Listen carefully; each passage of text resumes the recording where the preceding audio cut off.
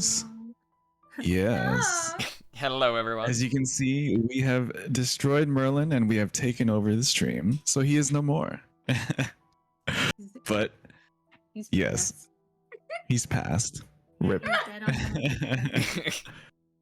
Yes, but thank you everyone for coming today. We are VTuber Tabletop.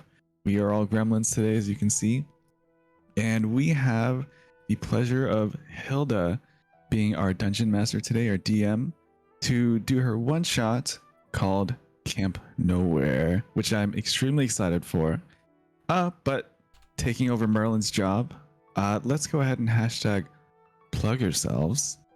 And we'll start with none other than Hilda herself.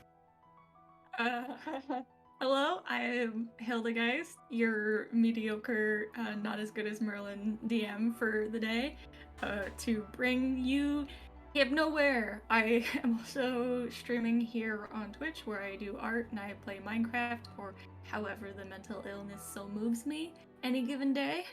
But yeah. Yeah, check her out. Check out her Minecraft streams. She often talks about interesting topics. Okay. Yes. And then we'll just go along the list. Wendy, will you plug yourself? Yes. Hello, I'm Wendy. I play a bunch of video games, and also I'm hosting the stream today. So if anything's wrong, it's my fault. But I still think we should blame Merlin for it. Oh yeah, it's Merlin's fault. Absolutely, always. But yeah, I play a bunch of generally RPGs. Lately I've been playing the terrible Made in Abyss game, and it's very fun. So if you like terrible games, stop by. Yes, check Wendy out. Made in Abyss has been quite a ride. I've been checking it out myself. And Astrid, will you please plug yourself? Hello, it's me, Astrid. I stream here on Twitch every now and then, or whenever I just feel like it. Really, I don't have much of a schedule. I also do a bunch of art as well. So if I'm not streaming on Twitch, hopefully I will be posting on my socials at Astrid Arcana. And I'm really excited for today. Don't think there's really anything to announce. Yeah, that's about it. Yeah. Great. Check Astrid out. Her art streams are amazing, and she's also a chaotic little funny gremlin. And then none other than the tax fraud delinquent herself, Kenisa, will you please plug yourself? Hello, it is me. I hate taxes. And pay your taxes, kids. Otherwise, you'll get locked up with 8. I'm just saying. Hello, I'm Reza. I stream here on Twitch. I do art and games as well. And I'm very excited for this session today. Thank you for DMing for us, Hilda. Yeah, of course. Great, yeah, check her out. She's quite the streamer. And then there's me. Yeah, I'm Yume, the fairy thing that you see on screen. I'm ready to kick some ass today, hopefully. And yeah, you can check me out mostly on Twitter. I'm publishing a couple books, which you should see in the future, and also a special project, which more details to come. But that's me, and I think it's time to play some Dungeons and Dragons. So I'll hand it off to you, Hilda. Well, I'll let you know some asses are ready to kick you guys too. Oh, hell yes. Never been kicked by an ass before. So as we begin our story, I imagine that here's an aerial shot over this, this very pristine looking camp that's got, all sorts of bustling campers running around screaming with those shitty paper fans and everything. Sitting around the campfire, eating sandwiches, kind of playing in the sun, as it's, late in the day, probably 4:30, 5 o'clock-ish, and the sun's, threatening to go down. But as we do that, we cut over to this one more a bit more decrepit looking cabin within these campgrounds as we fade into this cabin to the lot of you guys sitting on bunk beds or at desks just doing your own thing as you have been condemned to the detention cabin for your misbehaving. Would you like to describe your characters?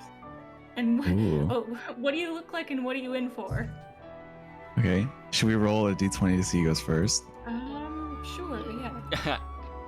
Or I can use the ones that you already did. Oh, Never mind. Yeah, I rolled a 3. I rolled a 2. Nice. Oh, this is Okay, gonna be looks a like we're lucky starting. session. Looks like we're starting with Sophia. Hello! I am gonna play Sophia Tonmaya. She is a 10-year-old little tiefling, currently pressing away on a phone that she got somehow, like probably playing like, I don't know, Plants vs. Zombies or something. And she has gotten in trouble This is still a because fantasy setting. shit, never mind. She doesn't have a phone, okay? It's a very advanced sending stone. Yeah. The eye stone. Oh Then no! I get Reese's about to eat it. if it's The round, I eye might. stone. It's an eye Gotta stone. make a note of that. So she got in trouble because she was she got into the bookkeeping of the cafeteria and embezzled some pocket change for herself, resulting in less than stellar food supplies here at the camp. So she has to spend her time in the detention cabin now. Oh, awesome. And oh yeah, physically she's a surprisingly pale tiefling, like more like a grayish hairstyle. She's got a shagged haircut. She might have cut it herself because she doesn't like trust a hairdresser apparently, and just makes it so much worse, like when kids cut their own bangs. Who would cut their own hair? Would do such a thing. And yeah, she is just a scrawny little kid, basically, with some little horns sprouting from her forehead. Aw. Awesome. Next up, Blake. What are you doing? What are you in for?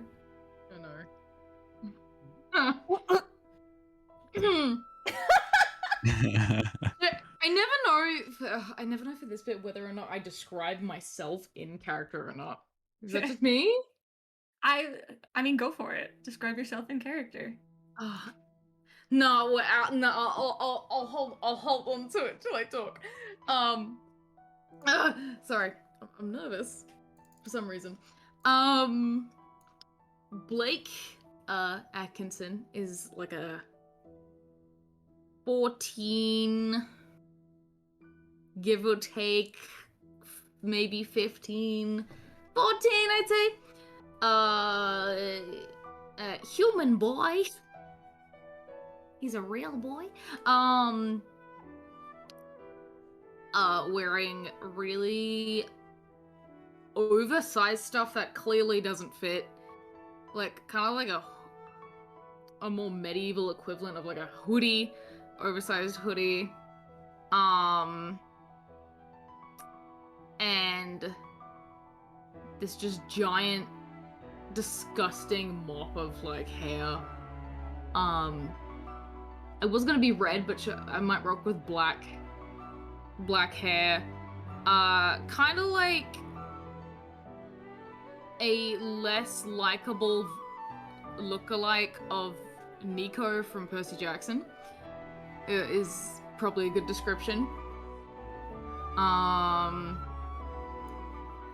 And I'd say probably just like, you know, regular like amber eyes.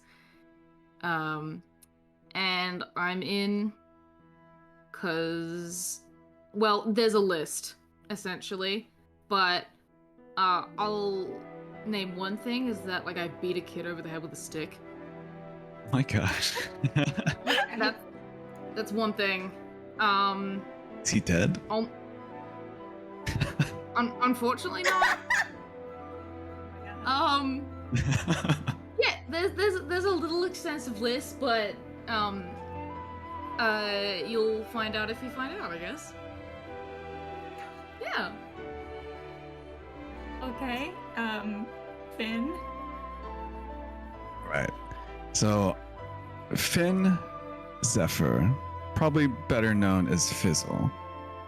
If you were to describe him as looking like a delinquent, you would not be wrong. With obsidian-colored skin, covered with jagged ley lines that pulse with some faint blue lightning, and a really defiant mohawk that kind of cascades from white to purple tips, he stands out like an extremely sore thumb, even among the fire and air genasi sides of his family, because he's a lightning genasi. And you could say he's dressed in the camp gear, but that wouldn't be really accurate because he's kind of torn off the sleeves off the camp shirt. And he's also cut it down the middle so he can show off his undershirt, which just says, "Don't." And he's probably walking around the cabin, kind of just like pacing back and forth, with his chin kind of held high, hands in his pockets, making sure to look unapproachable enough so that no one really talks to him. And he's 13 years old. Forgot to add that. Gotcha. And Quilbus? Yeah. Quilbus is a pretty average height and build blue dragonborn who, weirdly enough, is always dressed in full Boy Scout uniform with sash and everything. The sash is covered in badges related to survival and bugs. And there's always just a couple of weirdly out of place insects buzzing around him. And he never really goes far away without his trusty walking stick, which is just a stick. I imagine the insects crawl in and out of his scales. Ugh. Ah! They sort of come in and out of like behind the sash. Okay. What are you in for? Quilbus is in for accidentally getting a hold of and releasing invasive insects. Oh, okay. Okay. And I think I forgot to say what I'm in for. I beat up a teacher. Okay. Yeah! Oh my god! A 13-year-old! Okay. I mean, I don't condone it, but, like, for your character, like, go off, I guess. You know? So, oh my god. Okay, so a lot of you are, kind of wandering around this cabin. Some of you trying to establish your, Dominance. establish yourself. Yeah, establish dominance, T-posing in front of the others, trying to back them into corners as you try to kind of establish a hierarchy between the lot of you. But as you do this, you, as you're, threatening each other and just, trying to be menaces, the glaring eyes of the two figures in the corner of the room are typically enough to get you to stop and to get back away from each other, to keep you from, killing each other and just fighting in general. Because in the corner of this room is a smaller kobold man sitting at this table with an exceptionally large cloaked figure who's just hunched over this table with these giant clawed hands, holding a hand of cards as the kobold and this giant hooded figure appear to be playing cards at the table. May I do some type of check to see what game they're playing? Sure, make perception. Okay. That is a 7. You think they're playing Go Fish? Are we can I- correct to... Sorry. Oh, go ahead. Oh, I just wanted to ask, are these our camp counselors? Like some of them? No, they're not. What? So, you probably would have been introduced to them, but they are the local detectives to keep the delinquents in line. So you know when they have like cops come by to the school to make sure nobody's like committing crimes? Whoa. They got a couple of the local detectives to come by and make sure that the delinquents don't kill anybody. So they look a lot scarier than your camp counselors, as they're not dressed the same because they're all wearing like their shitty khaki shirts and khaki shorts that are the same gross tan color. Oh no. And they're like obnoxious thick black belts, always seemingly carrying a guitar so that they can play something poorly around any location at any given time. Do we know each other, like in the other delinquents, or have we not talked to each other yet? I'd say you guys are kind of silently trying to intimidate each other, but you're more than welcome to talk to each other at this point. Just any sort of raising voices kind of gets this glare from the big one. Okay. Fizzle would like to walk up to this weird dragonborn that he sees, and he just says, "Hey, you."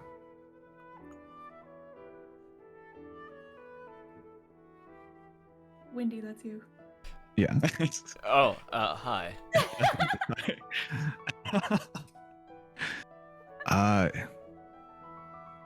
You are kind of disgusting, but those bugs. You mind if I see one of them? Oh, yeah. Just be careful. A couple of them were from far away. Yeah, whatever. He reaches under his sash and pulls out a tarantula hawk. Nice. No, I This think is it'd be more perfect. fun. Like I grab out like a stick bug, Okay. but Stick bug. but it's got like little horns because it's a fantasy stick bug. Dancing? Yes. A fantasy stick bug. Okay. Holy shit.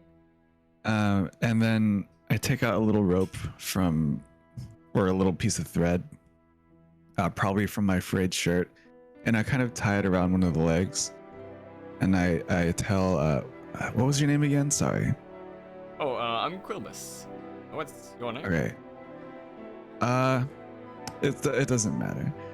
So can you take this bug and have it go over to those adults over there? They're kind of pissing me off. I hope you're not planning on putting my little guy in danger. No, he'll be fine, I think. Can you do that? Sure, yes. Okay, cool. And then I will use magical tinkering on the little piece of thread to make it emit an odor, a very smelly odor. And I want, and then I'll tell Quilbus, so this thing is gonna stink up the place in like 5 seconds.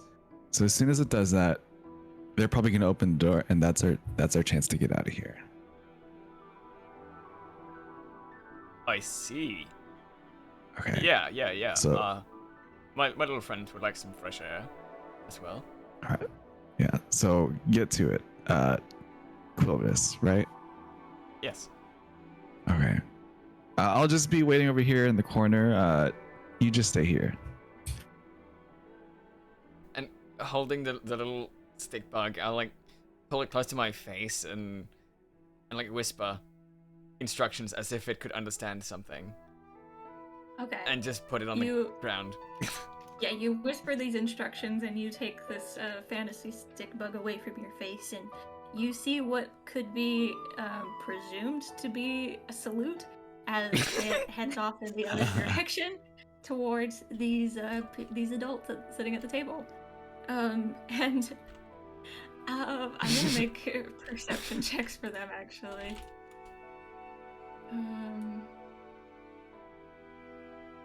Okay.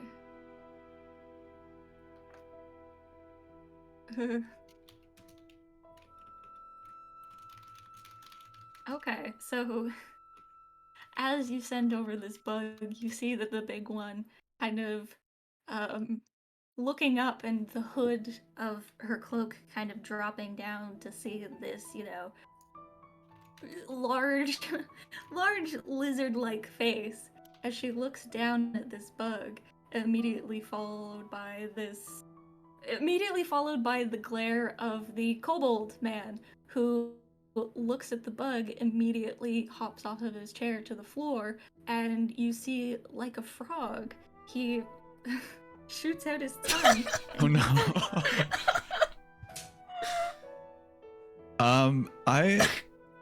Do I see that? Yeah, you would. Okay.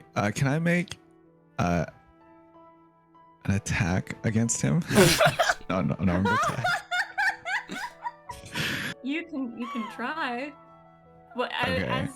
as you see the small kobold eat the bug, you see that the giant snake kind of puts all of her cards face down on the table and stands up and starts smacking the kobold on the top of the head, being like, "Drop it, drop it." Quilbus No. is just like staring in absolute terror. Yeah. I'm going to make an unarmed attack, and as I do, I'm gonna scream, "Hey, what the fuck? That was his thing." Oh my That god. was a 7 to hit. You go to throw a punch at the kobold that's currently chewing on this bug, and that's being smacked by the large lizard lady. As you go to make this punch, you feel an arm around your you feel a hand around your arm as the lizard catches your arm right before your punch and just glares back at you. Don't fucking touch me. Did you see what he just did? He tried to eat that dude's insect. That ain't right. What are you sending a bug with the magic thread to it for? Why do you care? Because we're in charge of watching you. Yeah, well, you guys are doing a pretty shitty job at it, okay? You guys don't need you here. We're adults. You're literally not.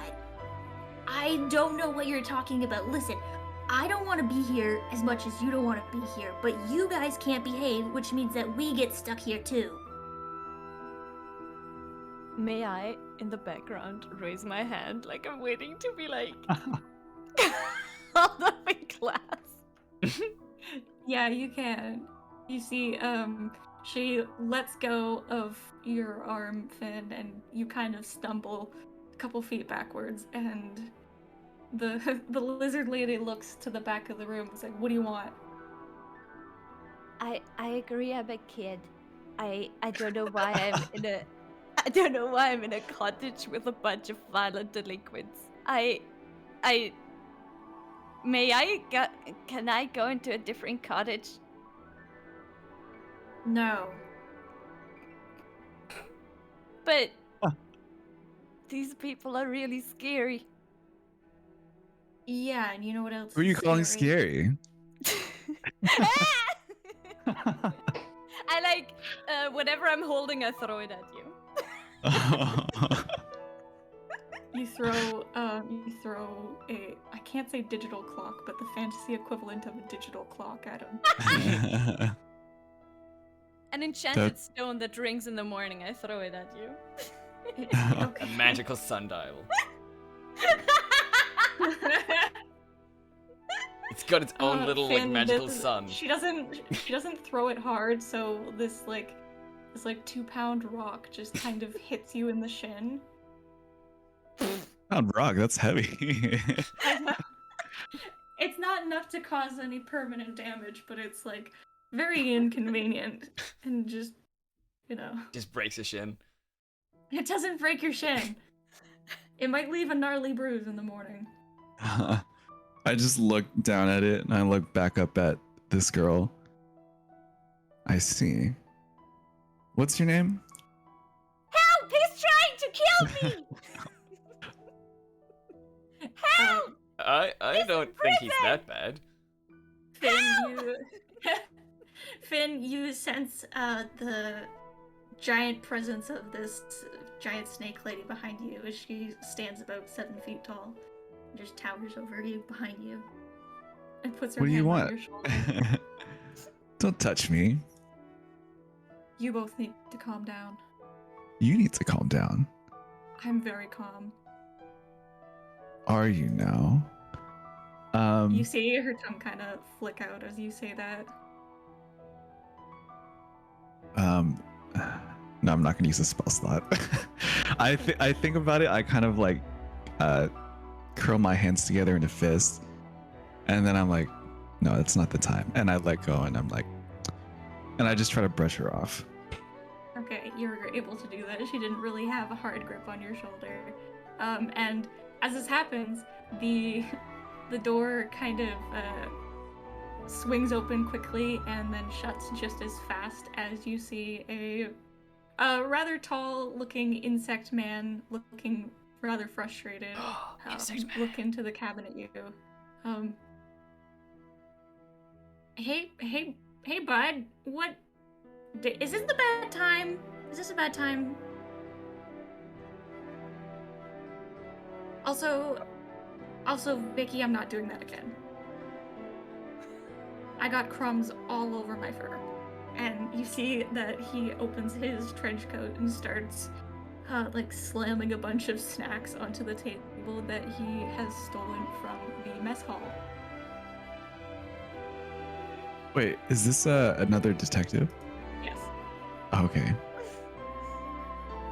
And he starts putting the sweets on the table in front of the kobold and on the table where they were playing cards, and kind of walks over to you guys and starts handing out sandwiches and pastries and juice boxes, fantasy equivalent of juice boxes. I look at like a little sugar-coated cookie and I just go, this is gonna get me so hyper. As I eat it. And he's gonna make an insight check on that. Real quick. I do like, I mean, I didn't try to say it secretly, so I guess I don't roll deception. I don't think so. You pretty much just said that. Oh, Yeah, I fuck. did. Okay. He kind of looks at you and his eyes narrow a little bit as he slowly hands you the cookie. I beam at him and it immediately vanishes in my face. Okay. He kind of retracts his hand really fast, as if giving a treat to a feral dog.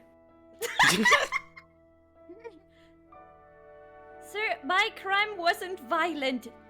You know, I am not a dangerous child. Okay, listen, bud, you're the reason we don't have better cookies here. Oh.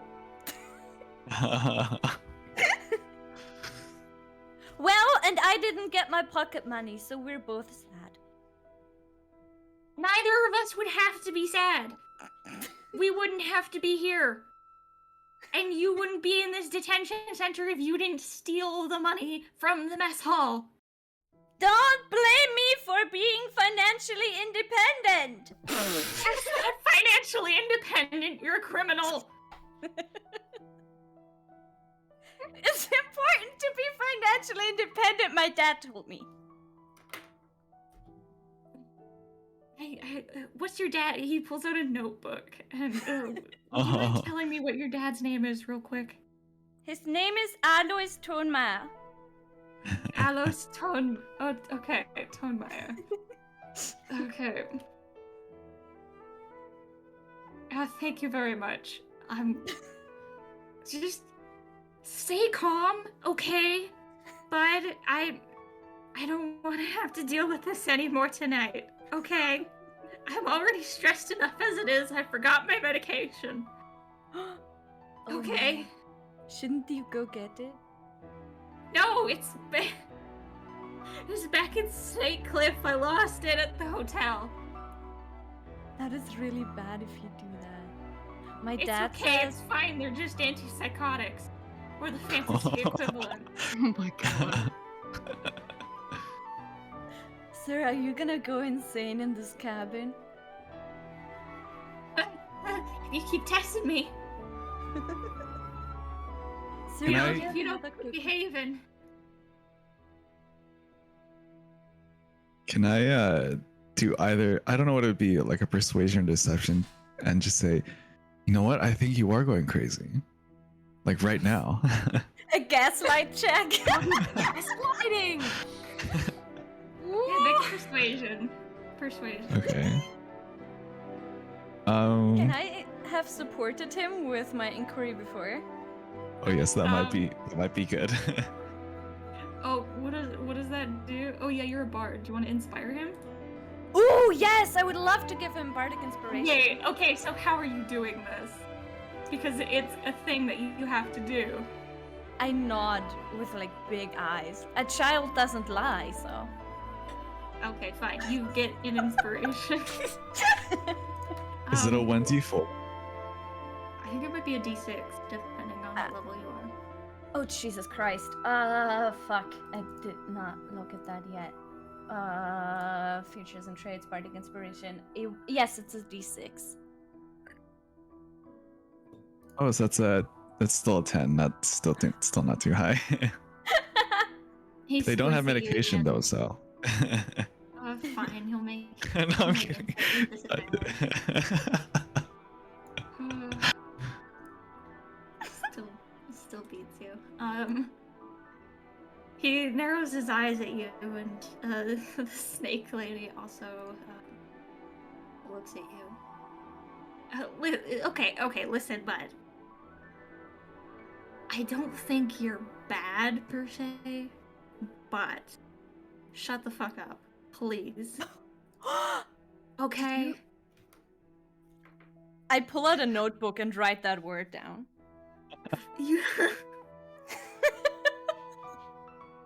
I look over to who's probably being broody in the corner, to the kid with the mop hair, and just say, "You're just gonna sit there and just let them do this? You're not gonna try and get us out of here?" Like, this is like a little kind of dorm, isn't it? Yeah, pretty much. I'm like on the bottom of one of the bunk beds using like a little pocket knife to just Oh my gosh. scratch graffiti into the wall. I'm just drawing into the wall with like a little knife.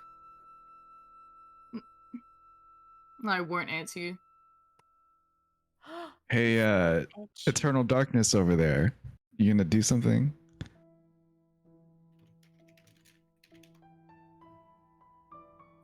I won't respond.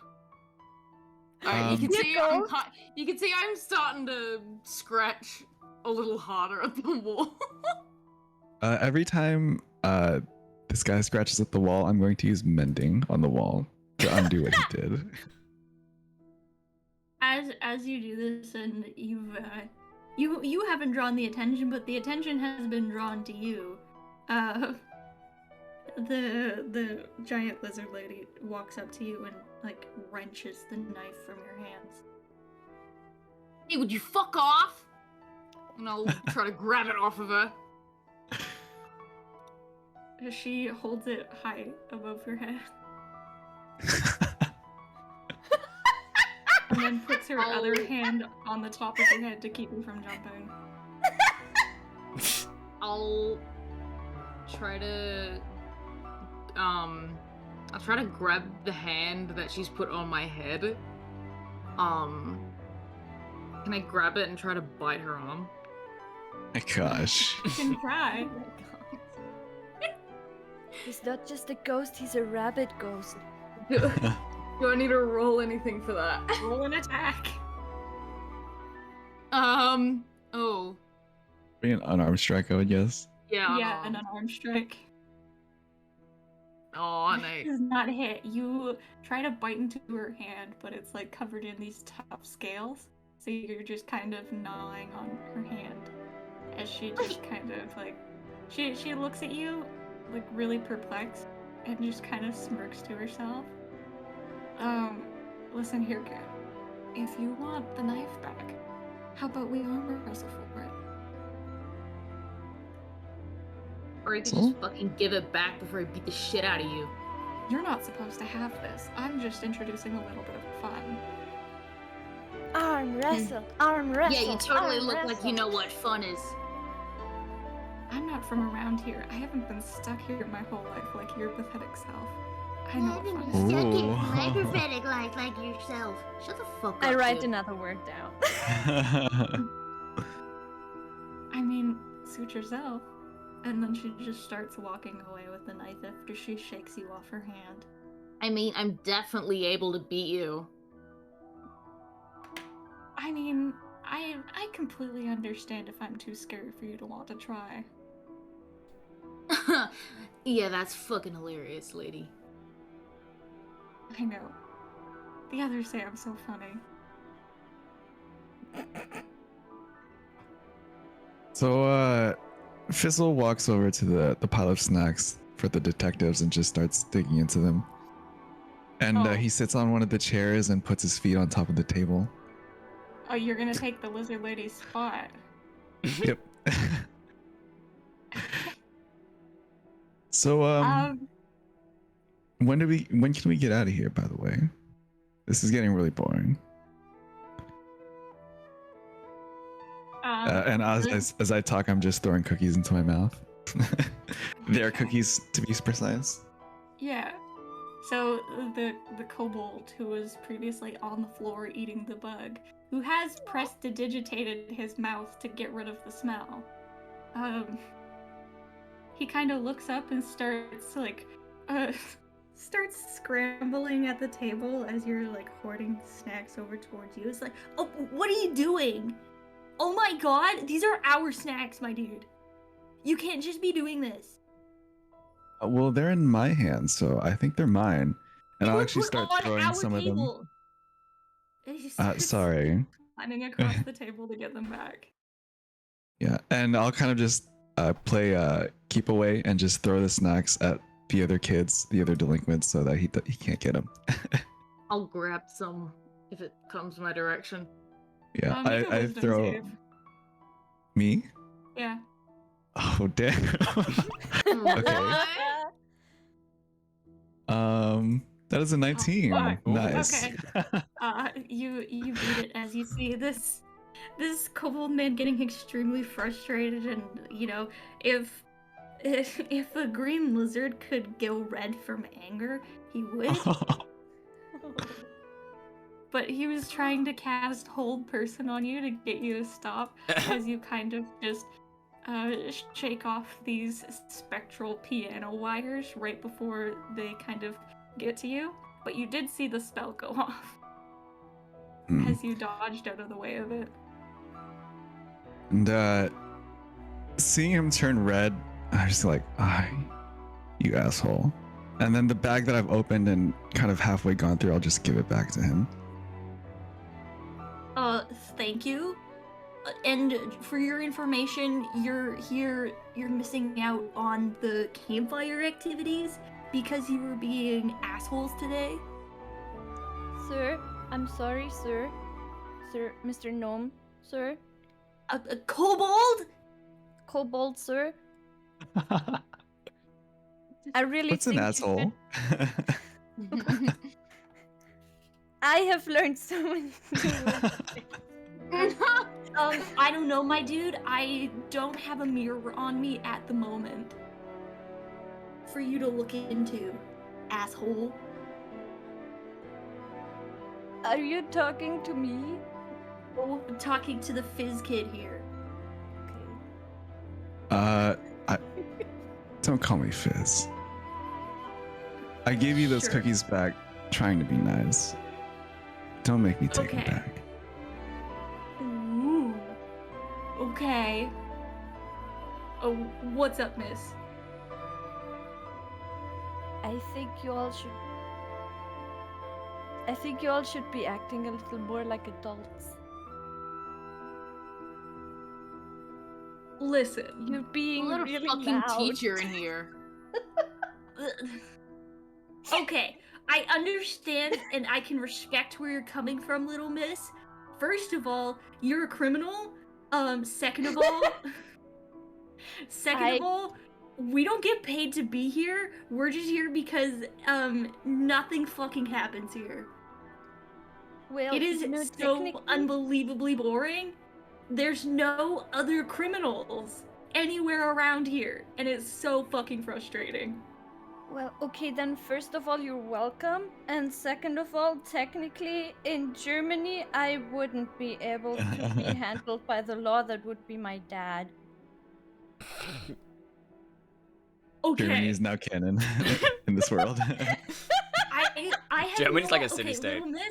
Little miss, Yes. I have no idea what the fuck a Germany is, but it sounds kind of like grody. I mean, it's got Germ in the name.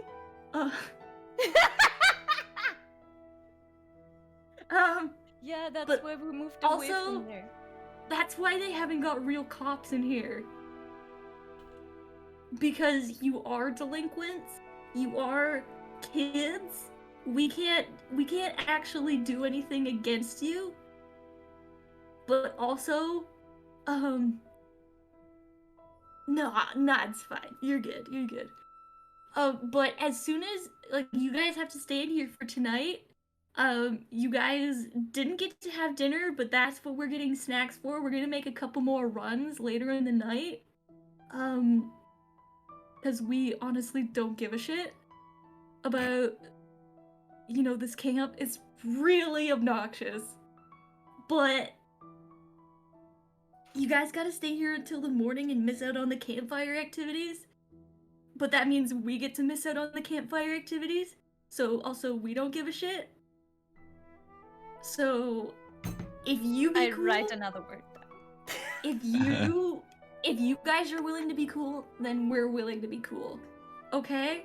So that means don't take any of our snacks. You do something for us, we do something for you. Okay?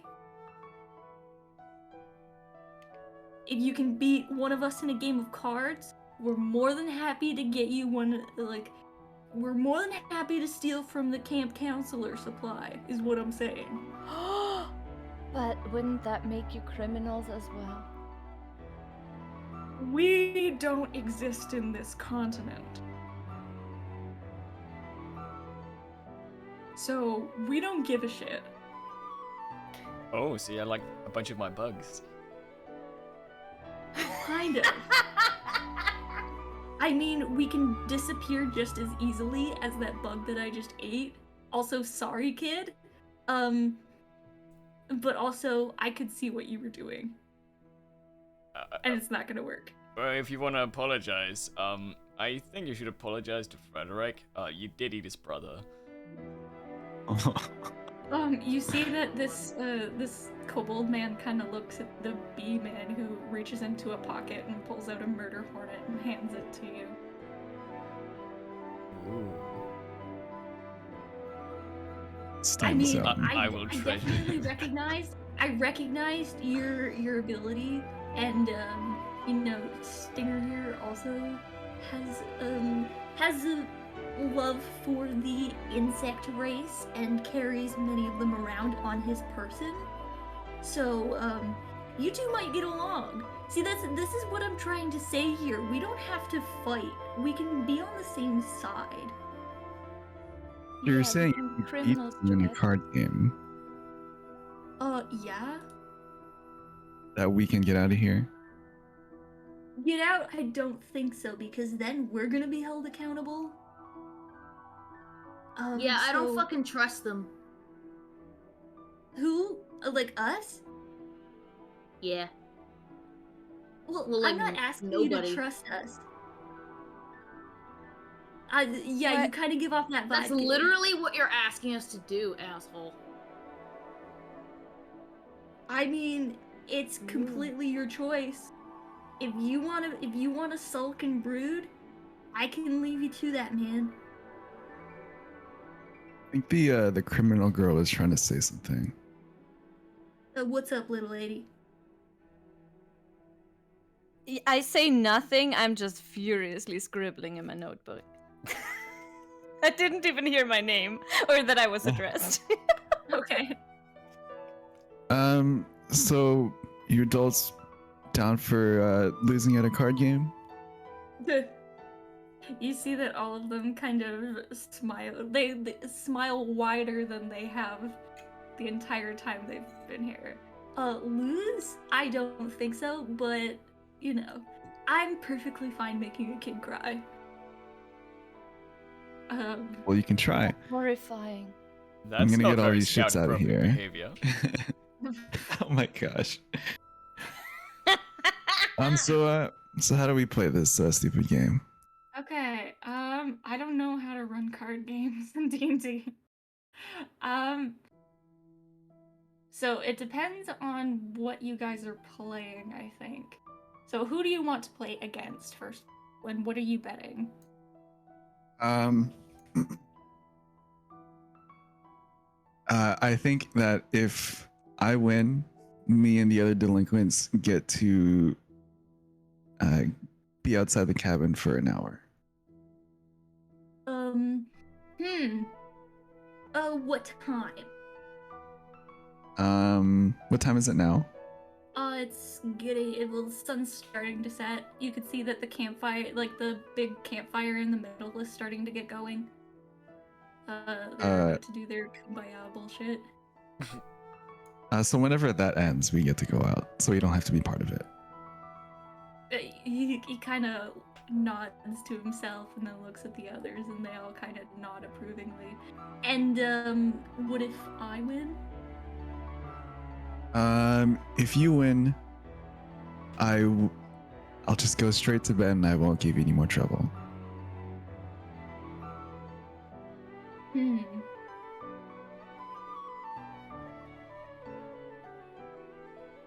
Fine.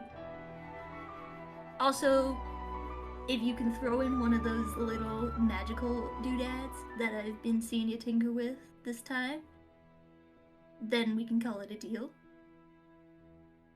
Fine, but I won't lose, so you'll never see it. Okay. Oh. Okay, kid. Criminal girl, what's your name? Sophia, Sophia. please don't kill me. Thank you. You're so weird. You mind sitting in this chair next to me? Yes. Okay. And I'll pull up a chair next to where I'm sitting. And then feet up on the table still. All right, let's play. Sir, you misunderstand me. I very much do mind. You're incredibly scary. Yeah, I know.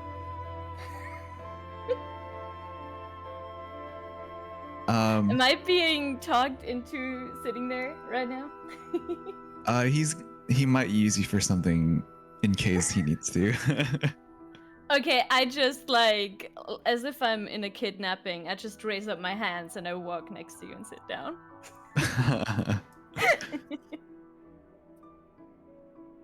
I just want you all to know if I don't make it out of here, you need to tell my dad that I love him.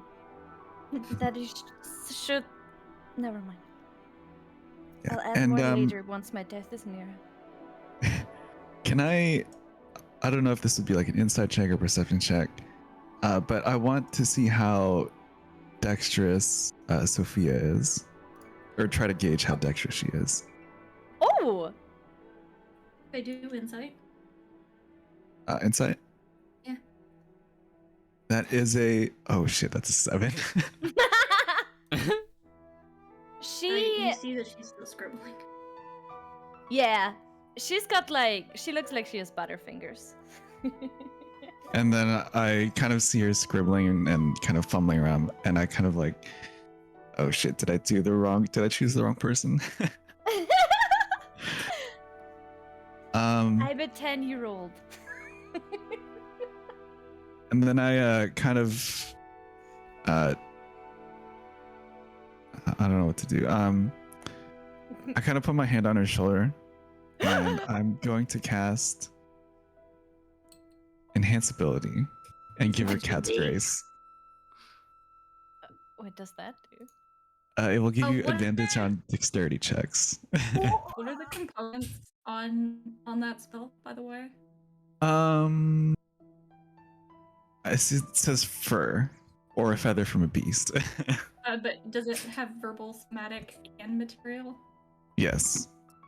Okay. You're just gonna do this? Yep. Do I have to Okay. give like an actual chant or a thing to the actual spell? Well, yeah, you do. That's the thing. Like, verbal, Mhm. somatic, and material means that you wave your hands, you say a thing, and you use a material. Yeah. Can I play it off as if I were just talking to her and just Hand. interacting Make with a her sleight of normally? hand check. That's a lot. Okay. Hey, that's not that bad. Let me see. Yeah, this one got a nat 20. Oh shit.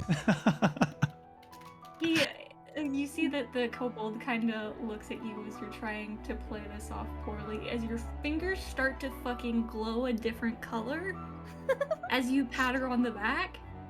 And it's like, okay. He doesn't really do anything. He just kind of stares you guys down. Okay.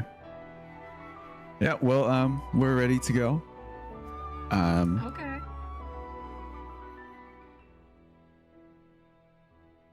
So, how do we play? Okay, so roll 2d6. Okay. And when I start to feel like I'm going to lose, I want to kind of signal Sophia to do some sleight of hand stuff, like maybe take a card or This something will be to a that dice nature. game. They are going to pull out a dice game. Okay. Sneakily steal the dice. Gives them a little knock. That is a 7. Okay. Fuck, why is it you win?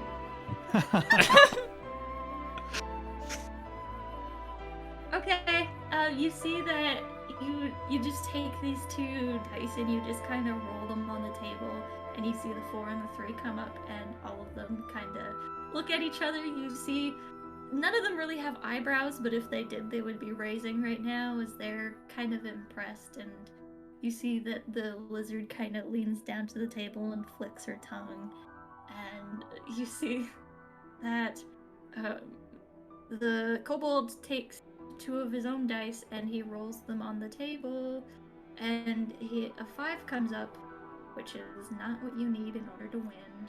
So he just kind of looks at it. Fine. Sucks to be you. Ugh. So, Ugh. can we get the hell out of here now? No, they're still doing their bullshit campfire stuff. Fine. Kumbaya, my I scribble again. lord. Kumbaya.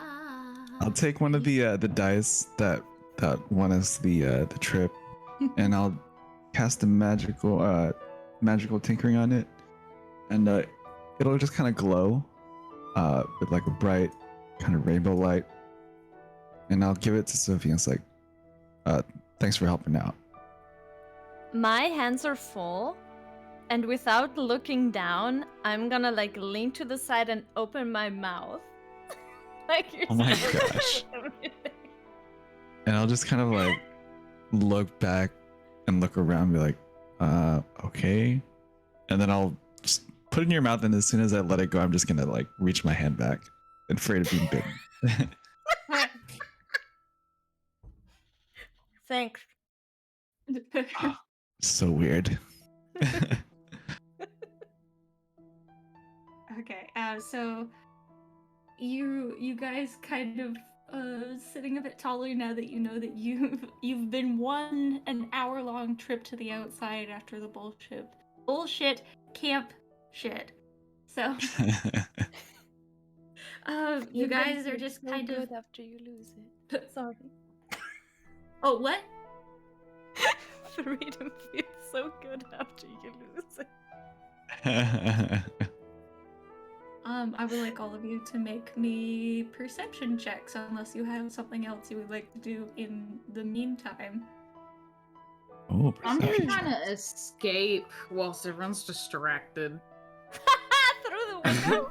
Oh no. Just any opportunity, yeah. Yeah. Okay, stealth. Make a stealth check. Oh no. Oh! 16? I'm not too shit at it. Let me see. Wait. I say that now. Oh shit. Okay. You kind of tiptoe behind all of the stuff that's going on, and you start to open a window, and you see that the kobold and the lizard are, you know, kind of they're engrossed in this game. But as you kind of pull your front half through the window, you feel 4 hands grab you around the torso and pull you back in as they lift you up and they turn you around, and you see the bug man. Not kicking. Oh my god. No, stop! You have to let the ghost pass on! But she's fine. She's just trying to get out. Fucking get off me! He tosses you to the ground to the side and then closes the window again and just stands in front of it.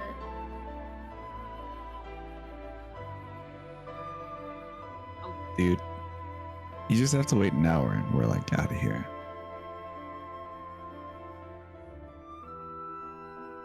Well, unless you want me to fucking keep kicking and screaming and trying to get out the window, I would like my pocket knife back, please. Because otherwise, then I'm just not gonna stop. I mean, but you can have it back when you start behaving.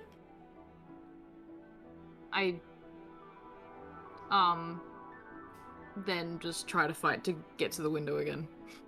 Oh my gosh. Make me a perception check. He bumps into the 17? window. You see, as you are trying to approach the window to get out, from the first time that you had halfway crawled out, and from going back this time, you don't see any campers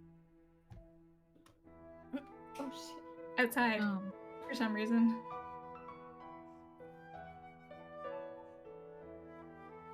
There's nobody outside.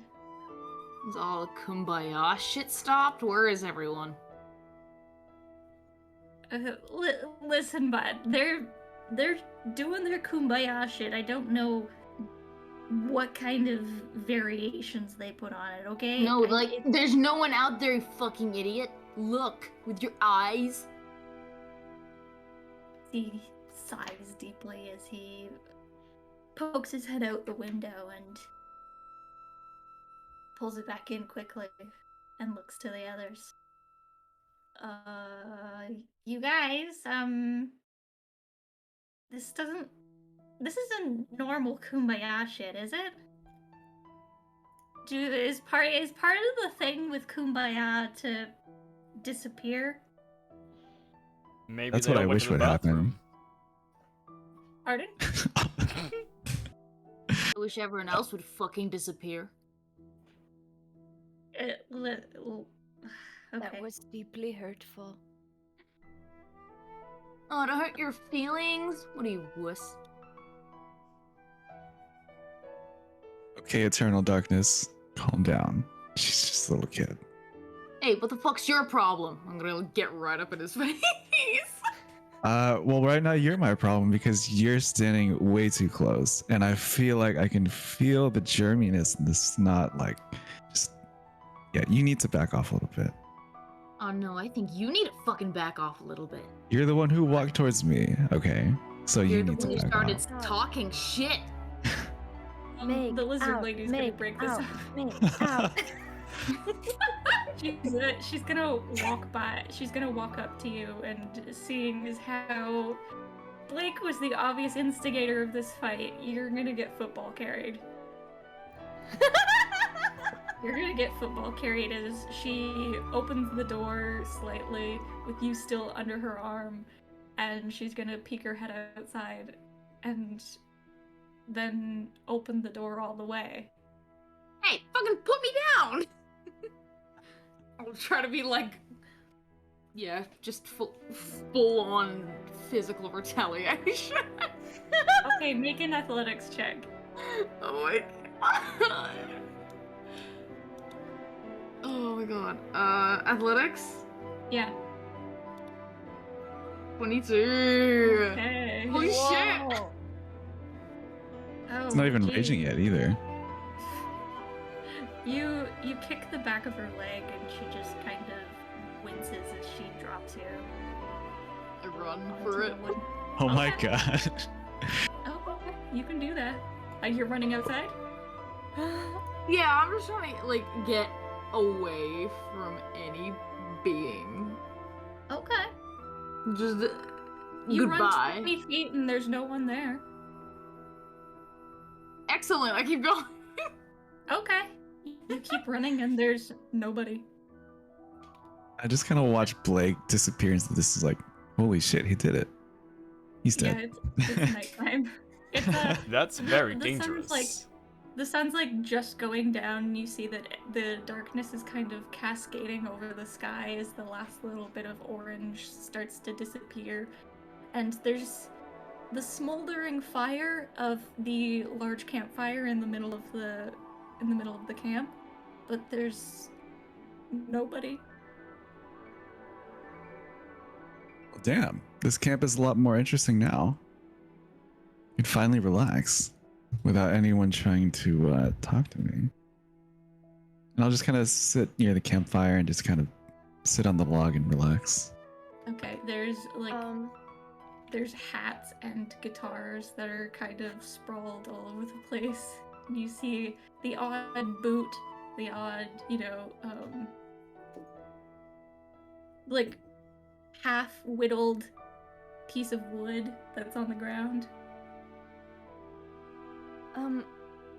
May I walk up to Lizard Lady, and like take her hand, and look around like, where is everyone? She kind of looks around too, and she starts to flick her tongue and taste the air. I don't know. I don't smell any of them. Oh, Well, maybe if they were it's a train. smart, yeah. And if they were smart, they would have gotten out of this camp long ago because it sucks. I'm aware. However, it sucks in the way that summer camps in idyllic places suck. Not everyone disappearing at sunset kind of suck. And you see that that the Bugman and all three of the detectives have started to kind of look around this campfire, kind of sniffing around and looking for things that may be odd or out of place. Can I also do an investigation, but try to make it look like I'm not helping? Just Yeah, go for it. okay. Just investigation. That's a 16. Oh, okay. You see that the smoldering fire in the middle of this camp looks to have been put out by something. It didn't just burn out and start smoldering. It looks like it was kind of put out mid smolder or mid fire. I look around. Is anyone looking at me? You see that the bee or that the bug man and the lizard are both looking at the same thing that you are. I look at them and I stick my tongue out, and then I'm going to use the cantrip produce flame on it and set it back on fire. Okay. You cast this cantrip and you see that the fire starts to try to crackle to life again as it fizzles out with this putrid smell. As the bug and the lizard both back off and start to wave the air away in front of their faces. Ew, Fizzle farted. And I'm gonna try to light it up again so that it produces more of the smell. No! Okay. You do that, and this fire that starts to grow just it sputters out like when you drop one of those like molten balls in like yogurt, and it just kind of sputters out as this black brownish ichor that was covering the fire starts to sputter everywhere. Cool. And I probably back away. Make a dex save. Okay. I was gonna say that wasn't me, but it is me. Oh shit, that's a 2. Some of the ichor splashes onto your face and gets in your eye. Ow! Do I take damage? You take 2 points of fire damage. Oh, As okay. stuff is, like, scalding Am I hot. resistant to fire as a lightning Um, genasi? I'll say yes, so only take 1 point. Okay.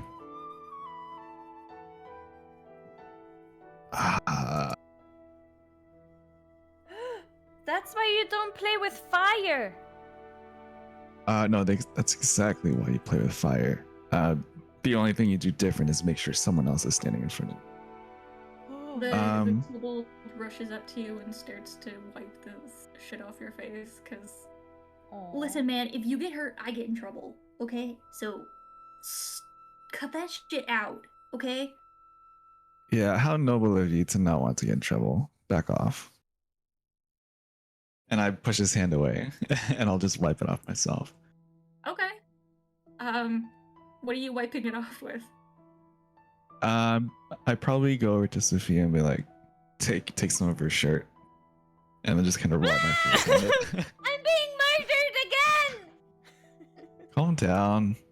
It's just a little dirt. Ew! Do you want to make a perception check, Sophia? Yes. Oh, Go for it. I just infected her. Oh shit, it's an 8. It's just Fizzle trying to kill me. Yeah, you're screaming a bit too loud to notice what's going on with this goop that he's wiping on your shirt. Ew. You're nasty. Nasty. I want Yeah. Quilbis to come over while she's screaming. My scout leader said that Owlbear's active, so I don't think you should be yelling like that. I look at you with the corners of my mouth just pointed downwards. Okay.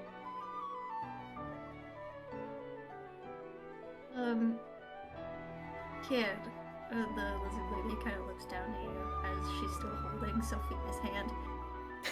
I don't know where you got that, but there aren't any owl bears in this area.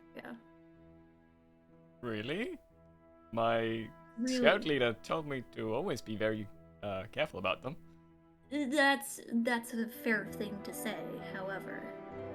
That's a precaution for when you aren't living here. It's one of those things, when adults lie to you and they tell you not to do Pretty things. much, pretty much. Yeah. Like they say, you can't commit murder. You can't, set property on fire to get the insurance for it. you can't do this, you can't do that, but you can. Sophia's like ears light up to that. Yes. What's insurance? She knows what insurance is. She knows exactly what insurance is. You see, the lizard lady walks up to one of the buildings. You see this cabin here, kid? Yeah.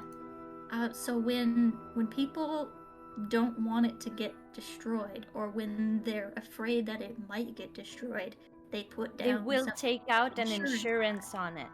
So And- it's basically like making a bet that something won't get destroyed, and if it does get destroyed, then you win the bet. So I set it on fire. No. Yes, you said it I on want fire. to win. That's I want to exactly win. right, Sophia. We don't have the insurance on it, so we don't You get the didn't? money. You didn't make the bet? I didn't make the bet. This isn't my camp. That is very financially irresponsible. I don't have the money to buy a summer camp. Oh, who does? I don't know, probably one of the parents of the kids that just disappeared. You could buy a very small summer camp. You And I could. will take out an insurance on it. And I will set it on fire. You've got a bright future ahead of you, kid. And that future is gonna be lit by the fire of the properties that you destroy. It's okay, I'm 10 years old. You know, they'd love you in Trickus. Um, What? Trickus is another city on another continent. While Sophia's learning about insurance fraud, I'm going to kind of walk over to where Blake disappeared to and just yell into the forest, "Hey, Eternal Darkness! You good?" Are you still running? I just scream from the distance. Okay. Until I get safe out of shot. I guess I would have noticed that people are gone because I noticed it before. I will use the opportunity to see if anyone left some cool shit. Okay. Investigation. Are you looking in other cabins, or are you just how far, like, into the woods are you running? I'm gonna start looking in cabins and see if, I guess, hearing it's quiet, seeing if everyone's gone everywhere. Okay. Investigation. Okay. Is it a nat 20? Oh, Oh fine. my god. Oh, nice. Magic You item. find you find the boys' cabin, and you go to one of the bunk beds that were there before you got kicked out of this and thrown into the delinquent cabin of one of the rich kids that you really wanted to beat up after the kid that you were done with. And you go into his little Fucking asshole. backpack, and you see just wads of cash. Holy shit. Yeah, you know I'm taking it. You zip it up and you put the sack over your shoulder. It's probably Yeah. about like 10,000 gold pieces. What? The Holy shit. Wow. The voice of Sophia like echoes in your mind. No, you yeah. need to put it into a secondary container. Spend, He just brought spend it all on more than that insurance. 20. He just brought 10,000 gold pieces in a bag for his camping trip. Holy shit. I don't know. Sounds like a fucking him problem, honestly. You see that the kobold is standing in the door. In the doorway. What you Wait, got what? there, broski? There's a wait, hold on. The kobold. The one that you never asked his name? Oh. What's it to you, bitch? Oh damn. Absolutely nothing. I'm just saying, I see you there. I won't say anything. You got is- eyes, great. I'll try to Yeah, just walk and shove by him.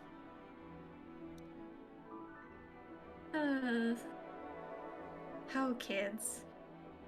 He just kind of walks out after you, just follows you. Did I hear that conversation? You heard a very distant "What you got there, broski?" and "What's it to ya?" All right, I'm writing down. What's it to you? What's it to ya? Yeah. Mister, Okay, so what's it to you? Do we okay. see the bag that Blake is carrying?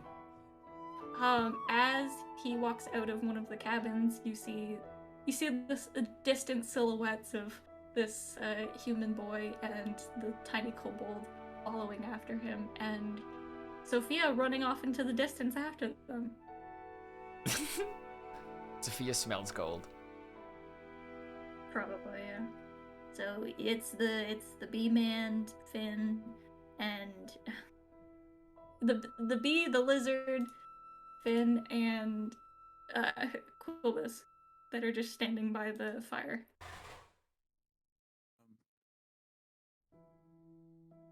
What are your guys' names again?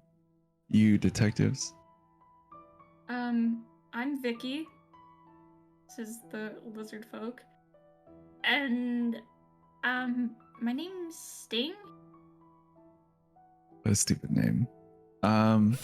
Thanks. Okay. Vicky and Sting. You're detectives, right? At least I think you are. You don't really seem like it, but the hell are you guys gonna do about all the missing people? Is that your job or something? I don't know. I'm not the smart one, bud. And as he's saying this, you see that that Vicky is standing or crouched over the fire and kind of looking and sniffing at the ichor that's covering the fire. Walk over to Vicky and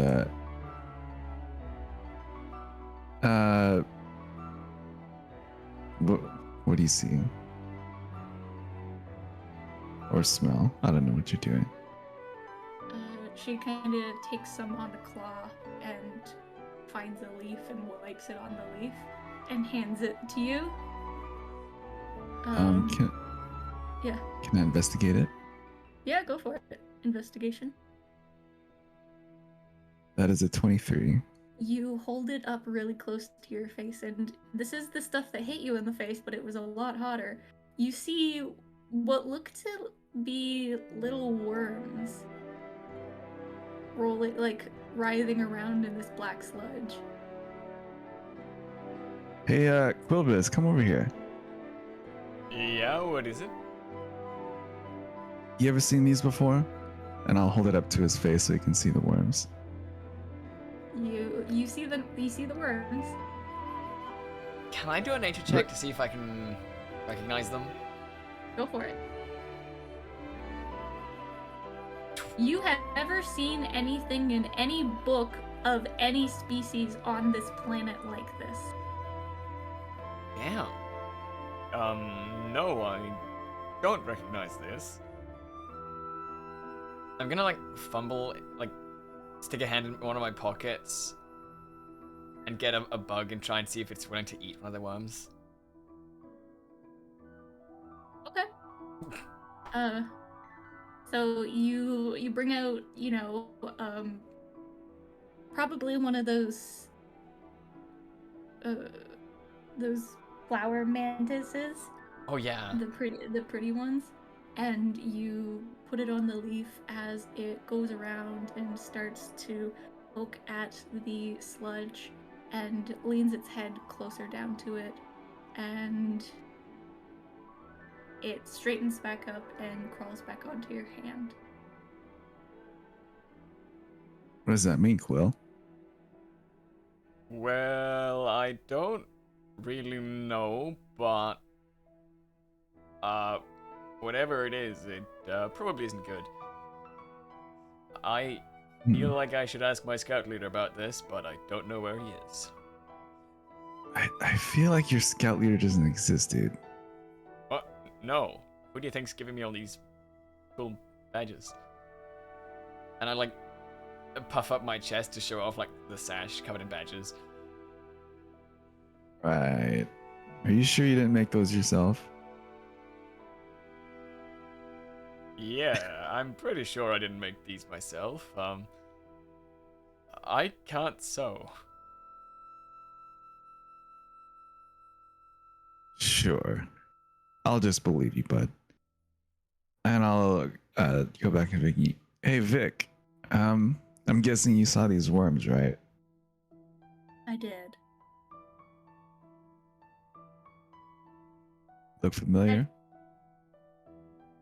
I got aberration. A what? Aberration. Are we supposed to know what that is, Vic? I Fine, know what an it's- aberration is.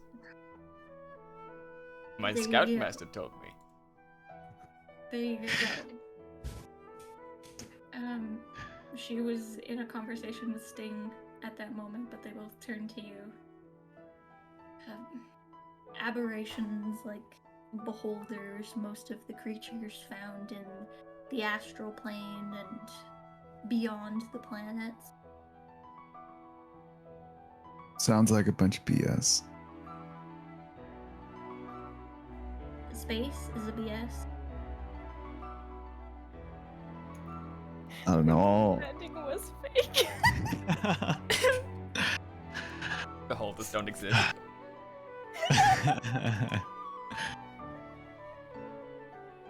Okay. Well, I'm not going to argue with you on this now. I'm gonna head off and look for stuff. If you don't want to die, I'd suggest you stay with us. Also, though, I understand, or we understand, that we really can't control you to do anything at this point. There's no way. I mean, if you want to try to go back to any sort of civilization, if it still exists, you're more than welcome to try. I won't stop you. As far as Guys I'm are- concerned, this case is more important. Yeah, you guys are horrible detectives. I bet that we could probably figure out what happened before you guys did. Horrible babysitters, maybe, but not the horrible detectives. Yeah, we'll see about that. Alright. Are Blake and Sophia still in the background? Yeah, they're walking around the outskirts of the cabin section of the camp. And I'll kind of just call over to them. Go ahead, Sophia. No, please finish yours first. I'm sorry. I was just gonna call them. Hey, Eternal Darkness and Sophia. Come over here. Just yelling from wherever I am. And Why? while all this is going on, Quilbus is feeding like the mantis little bits of cookie. Right, let's do that. I think Blake and Sophia, as they were like back there in the forest, it wasn't necessarily a conversation. Blake didn't necessarily participate, but Sophia was talking at him about ways to invest the money he just made. Because she just got attracted by the smell of gold coins. And I'm like currently talking to you about real estate. As Fizzle calls us. And as he does, I like immediately like run towards Fizzle. Like child brain immediately on something else. She's talking to him about non-fungible illusions. Yes. So NFTs. Oh god. Oh no. Oh no, bro. Yeah, and when they get over here, I'll just tell Sophia real quick. Hey, don't be scared. As I cast a produce flame cantrip on my hand. I turn around and run back to Blake. I'll kind of, I guess I'll chase after her with the produce flame cantrip. Stand still, come on. I'm not going to hurt you. I am not gonna hide behind moving. Blake. I will do no such attempt to protect you. That's okay. I'm using you as a pillar. I like to imagine you Um, guys running in circles around me. Yes.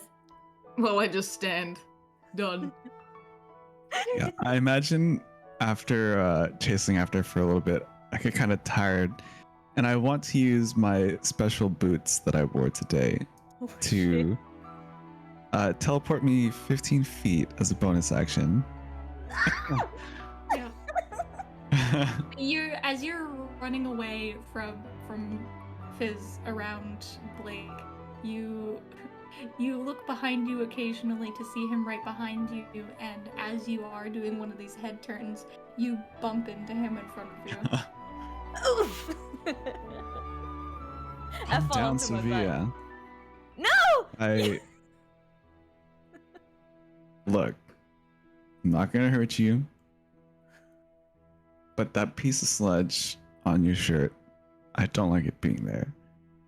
So You I just, put it there! yeah, and I'm gonna take it off right now. Okay.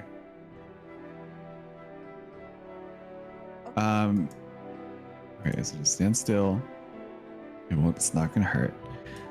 And as I start to try to burn off the sludge, do I see worms on it too? You hear a faint shrieking when you set it on fire.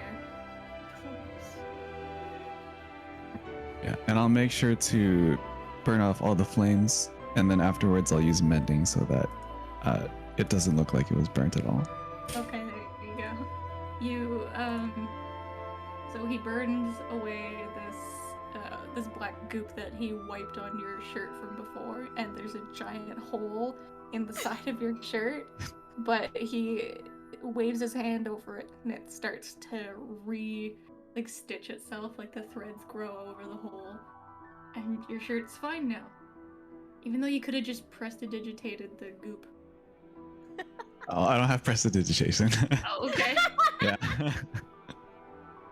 I almost started crying when you were like burning my shirt, but now it's all good again. I'm just like, Okay.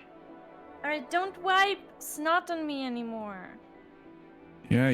Not funny. Can I? This is kind of like a roundabout inside check, but did Sophia notice the worms? Is there any way I can deduce that? That perception check when you were wiping it on her was to see them. Okay, but she did was she too notice them? No, she was Okay, too so she busy. didn't notice them. Okay. Screeching from the snot as it was being burnt away, and goop and snot don't tend to scream when you set it on fire. Okay. Oh. Did Sophia notice the screaming? Yeah. Okay. That was angry snot. Yeah. I'll just say if you don't like bugs, don't go near it, and I'll kind of just walk back. And I don't know if you guys are down for this, but I've been extremely bored at this camp with all the kumbaya stuff and whatnot. So I actually want to figure out what happens to these people. Are you guys down or what? We got Yeah, nothing I fucking mean- better to do. Yeah. I was gonna pull off my greatest heist yet, but without people it's just boring. What about you, Quill? Yeah, I think it's a good idea to try and find people. Plus, this will probably help me on my way to earning a new badge. Speaking Yes. of badges, and Rudo's been standing here the entire time doing absolutely nothing. Just watching all this shit go down. He reaches into his bag and pulls out a whole bunch of junior detective badges Ooh. and hands them out to all of you. With this, I formally welcome you to the Hatchwork Detective Agency. I immediately give my badge to Clovis. Because I have no interest in it. Here you go, Quill. You can have 2. Thank you. Yeah, you're like an extra Hatchwork detective, I guess. I know exactly what to do with this. I'm gonna like put it on like a tree stump or something, and I'm gonna like pose one of my bugs on top of it. Okay. The hand that you had the mantis that you were feeding the cookie to, you let it come off of your hand and step onto the badge, and it starts shadowboxing.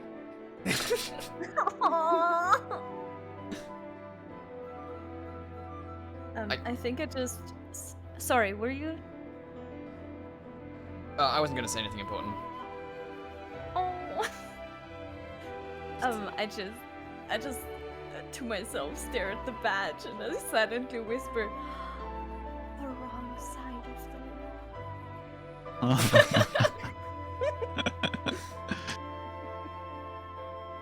With the passive 11 perception, do we hear that? Do I hear that? Probably. In my head, I'm just thinking, this is the origin of a dangerous person. I'm 10 years old, I can't be dangerous. Yeah, say what you want. I'll believe it when I see it. Okay. I'm gonna go potty real quick. Yeah. I'll be right back. We'll talk amongst our bratty selves. Yeah. So, Eternal Darkness. You call me that one more time, I will bash your face in. With your face? Softly. Gosh. Oh my god. My eyes are sparkling right now. Yeah, fine, Fucking Eternal perv. Darkness. What's your Ew. name?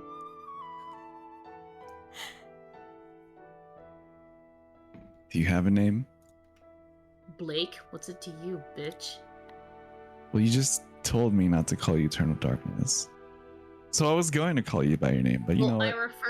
I prefer you to just not fucking refer to me at all. Sure, Eternal But Darkness. I guess I don't have a choice. Yeah, you really don't. Do you want to fucking die? Eventually, living forever isn't my ideal. Oh, you're so wise. Yeah. So Eternal Darkness, if you're gonna go on this little adventure with us, what do you do except complain?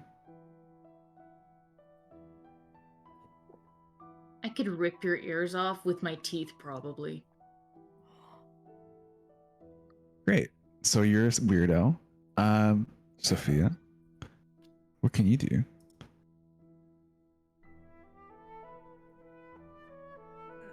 Fizzle, Okay, I'm I back. am a child. I can't do anything. Can I do an insight check on that? It's hard to ask for inside checks. Oh? Sophia, deception. It's Wait, an 11. deception on being a child. Holy shit. 22. I meant on the like not being able to commit evil.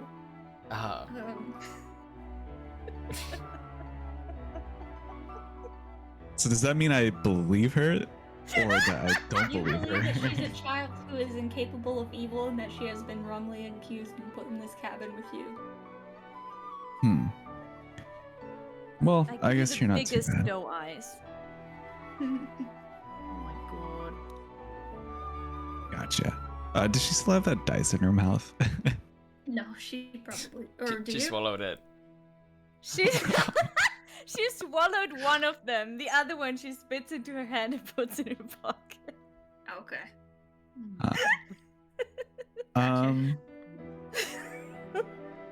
Yeah, take care of those dice and please don't choke on them, okay?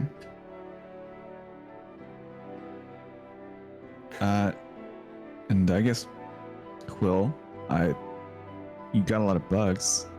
That's cool. Do you do anything else? Well, I have several years of experience as a scout. I can. I have basic experience at tracking. I can start bonfires. I can find and care for bugs. Quilbis, what are your previous work experiences?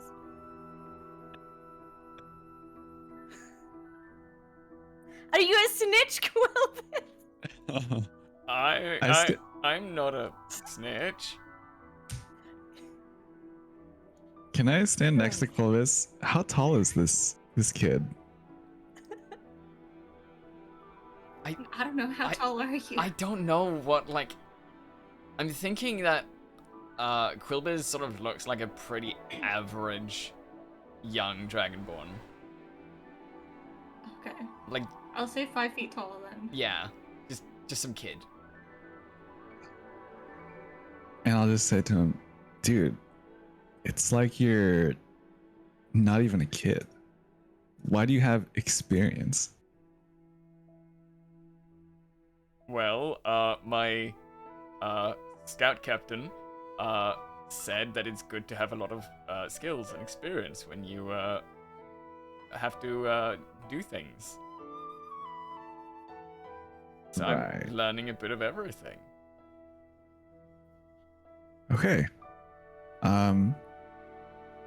Well, I guess what I can do is I can build stuff. Can't rip off ears like this crazy person over here, but I can build stuff.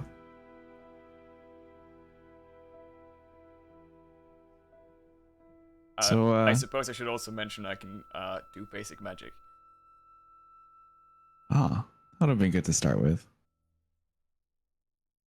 Yes. So, are we working together with those bozo detectives, or are we doing this on our own? I like Excuse me, Vicky. Bozo Detective here. If you would like for me to leave you alone while you make this decision, I can go fuck off. Did you guys hear that sound? Okay, Some type yeah, of keep annoying. moving. Keep moving. I would like to run over to Vicky to like take her head and include her in this. She's Because- back. You guys are like at the outskirt of the cabin section, and she's still by the campfire. Shit. Okay, never mind. Then I'll just say I would like Vicky to be a part of it because she explained the concept of insurance fraud to me. And seeing as I totally failed that inside check, I'll kind of just believe her, like, sure. You want to go get her? Yeah. And I run off. Okay. You run off and you get back to this campfire as you see that Vicky is kind of poking around different cabins that are in the vicinity of the campfire. You see that she's coming out of one of the cabins right now that appear to be the counselor cabin, with a can of beer, and she's just kind of chugging it, and she pokes the bottom of it with her claw, and she shotguns it and crushes the can and throws it back into the cabin. As you see that Sting is, well, I mean, Vicky's holding a trench coat, and you look up and you see that this absolutely jacked as shit bee man is just like flying, 60 feet above you guys. Whoa. But he's got these like tiny little wings.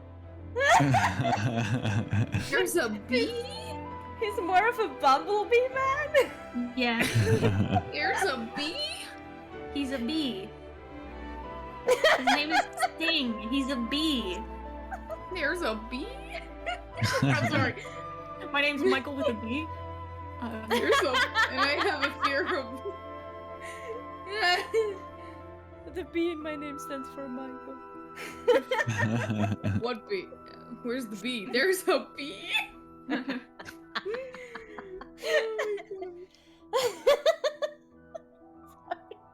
I apologize for the You're inconvenience. So what do you want with Vicky? She just Vicky! finishes shotgunning beers. Vicky, quick, grab another can of soda and come with me. Okay. She picks up a couple more cans in her one hand and kind of walks after you. I do take the other hand and like pull her along. Okay. She's But quiet. It's a secret. okay. And she kind of lowers her head a little bit and walks with you. Perfect. I take her to the other children. Okay. Sophia returns with the large lizard woman who's holding 2 cans in her hand. Do I recognize what those are? Yeah, they're Pabst Blue Ribbon, Oh my gosh. or the fantasy equivalent of Pabst Blue Ribbon.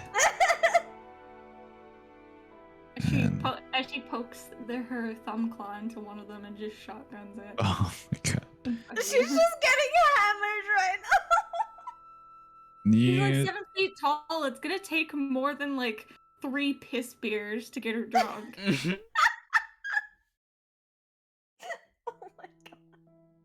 Well, you guys are great detectives for sure. Vicky, Again, you wanna- I'd like to inform you, we're not getting paid. Sure. So we're gonna figure out what happened to the other kids, because it's boring. What do we do? Well, Sting was up there. He was looking around to see if there was anything weird about the location. So, I'm not hard to find. So, if he finds anything from up above, then he's going to come back down and notify us. Other than that, we know that the sludge in the middle of the campfire is aberration in nature. Other than that, we haven't found any survivors. There wasn't anybody in the counselor cabin. I think maybe checking the cabins to see if there are any survivors. Checking the mess hall for maybe a snack. And then after that point, maybe we can call for backup from the city.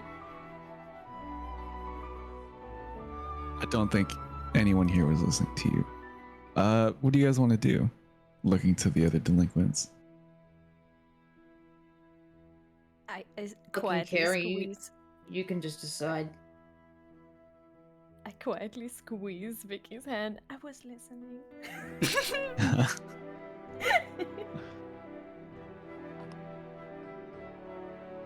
So, can I go then? If you're done with us, then No. I like pull her down so I can whisper to her. she leans down. I need you to stay here so Fizzle doesn't put snot on me anymore.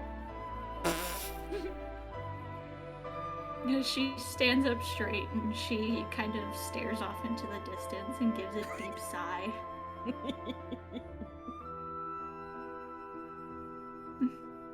You're a hero. Damn it.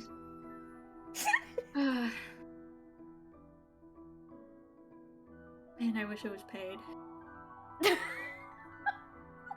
And as she says this, Sting flies down and he, makes an arc towards the ground, and as he hits the ground, he just goes from a sprint into just a walk and then stops. And puts his hands on his knees and kind of starts panting and says to the others, But this isn't good. When you guys need to take a look at the totem pole. I don't know if I'm going crazy, and it's the fact that I haven't had my meds in a couple weeks. But Oh my gosh. um, I think something's wrong with the totem pole. I think something's wrong with you, dude. Thanks. Can I? I think Just something's wrong with checking. you and your parents, you fuck. Oh my gosh. Oh my god! You don't have a dad, do you, kid? Oh man, okay, he's sorry, going that in. was He's going in. Can I make an insight check whether Blake starts crying? Go. You can make the insight check. Blake, are you gonna start crying? Shit, No, it's a I'm 9. Do No, I'm gritting my teeth though. Ooh. Sophia, it doesn't look like he's about to cry. It looks like he's about to shank him if he still had his pocket knife. What a violent delinquent.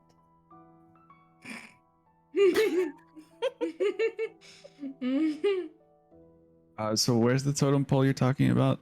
It's at the entrance of camp.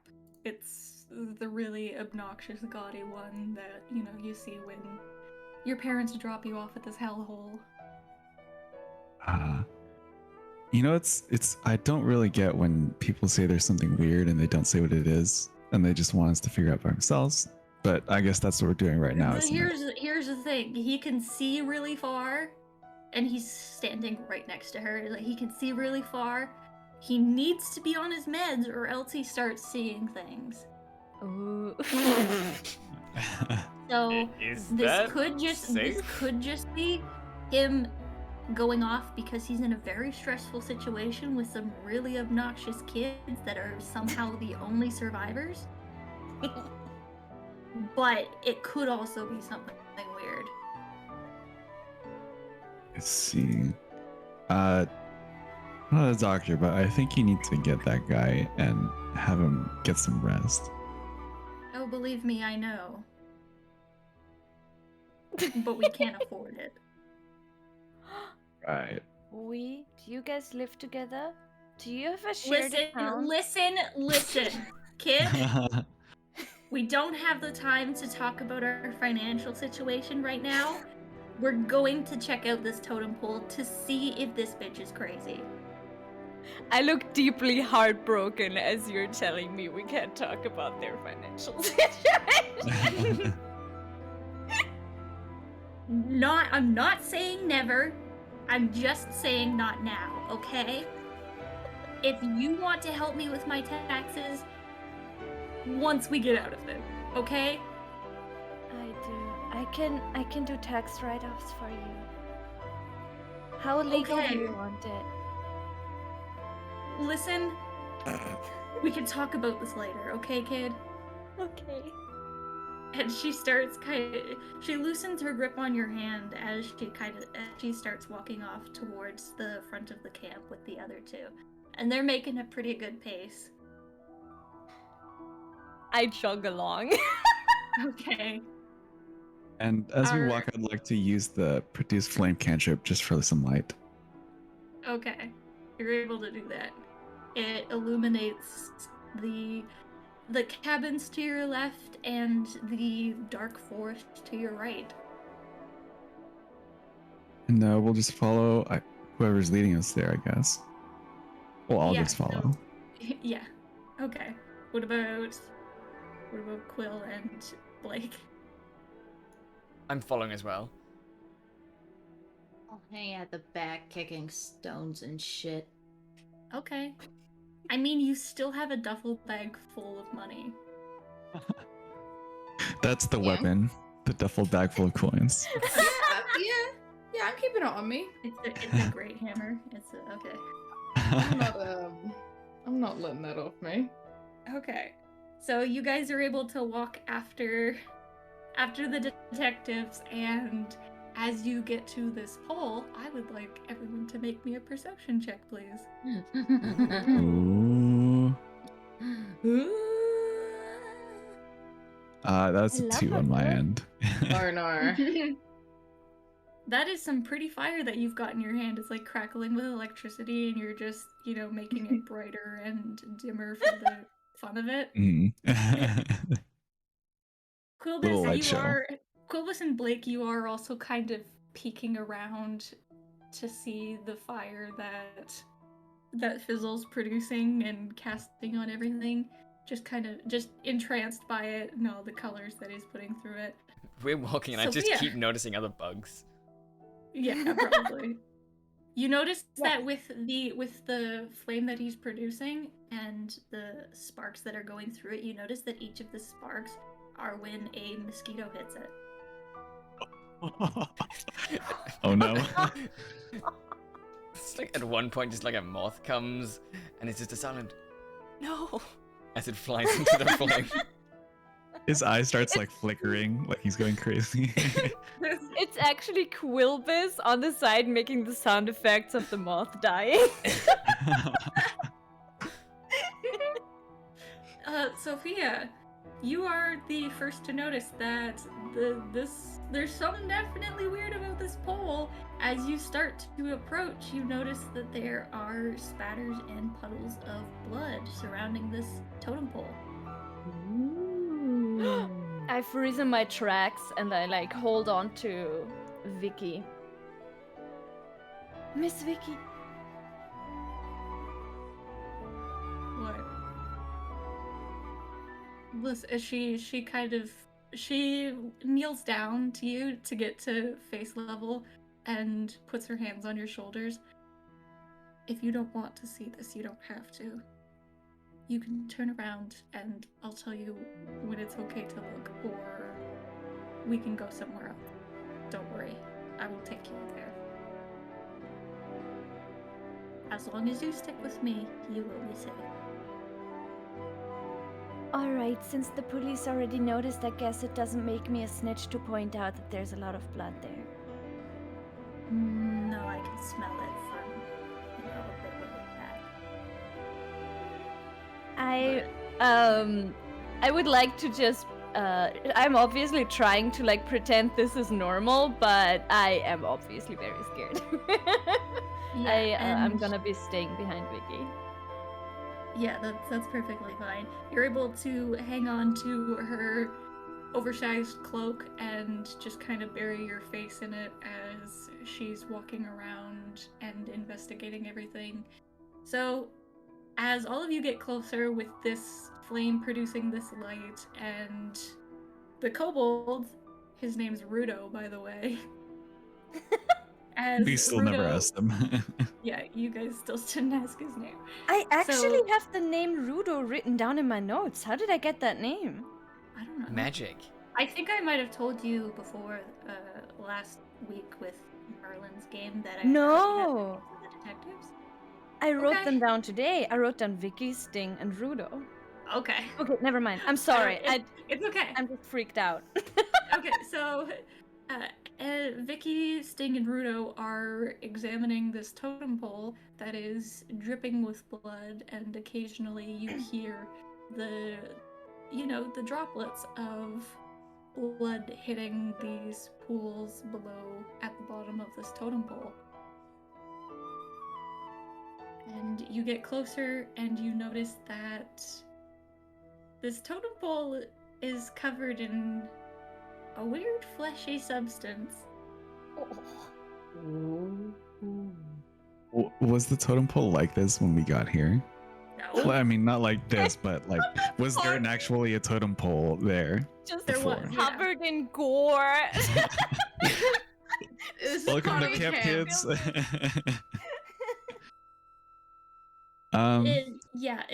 There was a totem pole. It had, different kinds of beasts and monsters. So there was an owl bear, a displacer beast, a griffin, that kind of stuff. Okay. So before I kind of bluffed that I didn't care about like magic stuff, but I actually do. And can I do an Arcana check on it Sure. to see if What it's a magical. fucking loser. Okay. You can do an Arcana check. A It's 13. skin. It's Okay. skin. There's a little flesh tube sticking out of the Uh-huh. ground. Can I Um. do a perception roll to try and detect if they forgot to use owlbear spray? Okay. Albus!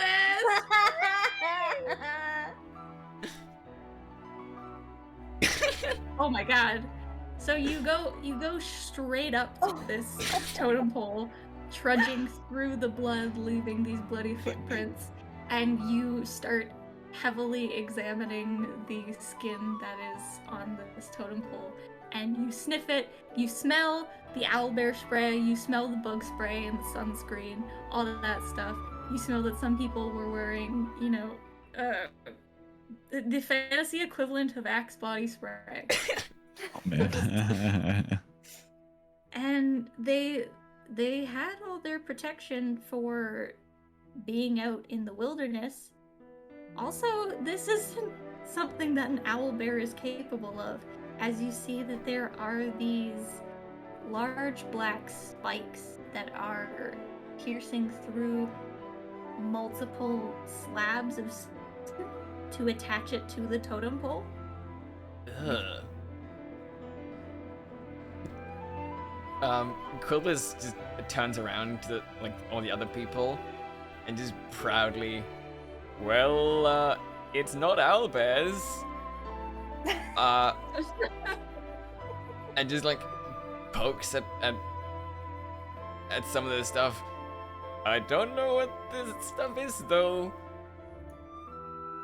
And I was never taught about this. No, you were never taught about what to do when someone skins a bunch of people and nails their skin to a totem pole. Yeah. Does the skin look eerily like the skin of all the people who were at camp? I'm gonna Who say would Quilbus recognize? with your 25 Nah, man, perception, that laugh. you see amongst these slabs of skin a familiar face. Ugh. Your scout leader. No! Oh no, his scout leader. Oh no. Yes! I mean, As you see this neat goatee and these very finely maintained eyebrows, and these eyes with no sockets, no eyeballs, no nothing. The skin of his nose hanging limp as there is no cartilage or bone underneath Oh it. man. And these lips that are stretched to the sides as his skin is stretched over this totem pole. Oh my god. I'm sorry, I really That's didn't mean to terrible. describe this face of someone that you cared about being nailed to a totem pole. So I'm sorry. I'm sorry. I just Oh, Quilbus falls to his knees in the middle of all this goop, and just cries. yeah, I'll go up to him and be like, "Sorry, dude." They killed my scout leader. Yeah. Sting comes up to you and puts his hands on your shoulders.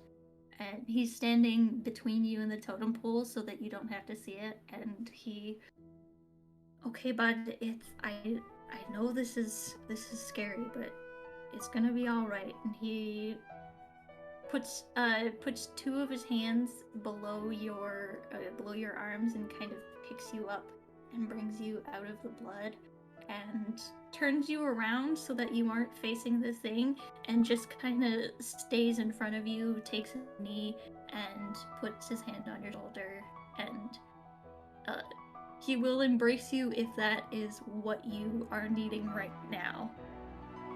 Yes. Okay.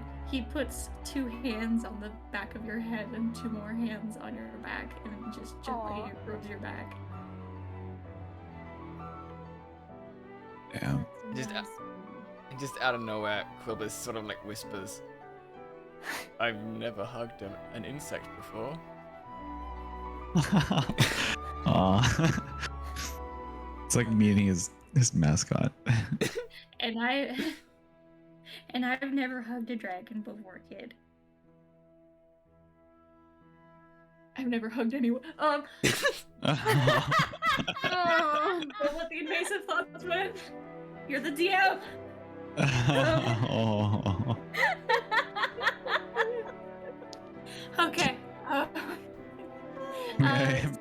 Sting starts crying. So May I use the cantrip to start burning the pillar of flesh? do you want to? I do. Okay, so you guys, or you start to produce flame, and you walk over to the base of this pillar, and you know, from you guys having walked near the woods, you would have been able to take a few splinters of wood from a tree so that it, you know, starts the fire easier. But you start it just above the blood so that it doesn't fizzle out too quickly. And Fizzle, you're able haha. to haha, funny joke. And you catch this skin on the bottom patch of skin on fire, and it starts to catch a lot more quickly than. No, you don't know how fast skin catches on fire. I'm gonna say that you don't know how quickly skin catches on fire. Yeah, So it's a good idea. it catches fire quickly and starts to burn, and I'm gonna have to ask everyone who's near it to make con saves because it smells disgusting. Like It you does? set a whole bunch of flesh and hair on fire. Oh. Oh. I was gonna make a barbecue joke. Barbecue Okay. joke. Right in front of the kid who just lost his camp counselor. Oh I my was at god. 13. Would that be all of us? Or Yeah, well, how far away are you, Blake? I'd probably be hanging at the back, and to be honest, You're I was fine gonna then. say whilst I was gonna say that actually throughout this whole trauma situation, realizing, oh my god, that's, you know, skin of people I know. Desperately was trying to hold back my gut. But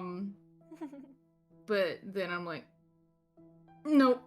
And like, I can't take it, go off to a tree, and I start vomiting. Okay, Oh. so From the, from like the sheer emotional shock and trying to hold it back to still be a bad boy. Sophia, you find one of the sections between 2 cabins, and you start throwing up into one of these alleyways. And I'll say that everyone else is fine. So, Quilbus, I'll say that you've just got your face buried in the trench coat of this bee man, and Fizzle, you Probably you like holding try- it back. Yeah, you're holding it back, but you're facing away from everyone else, trying to be stoic about it.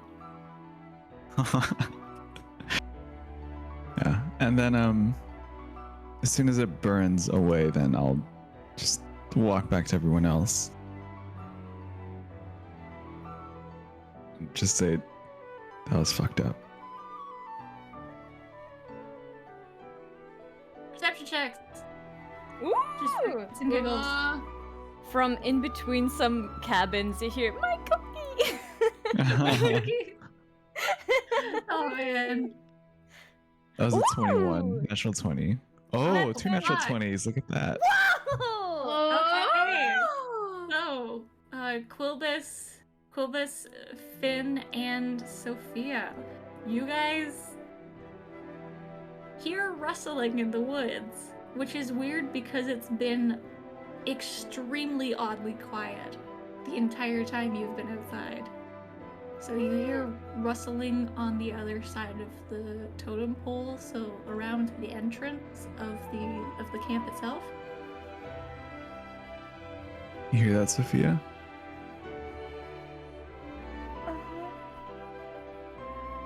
Should we check it out? I look at Fizzle with huge eyes, like obviously thinking, what the fuck is wrong with you? Miss Vicky!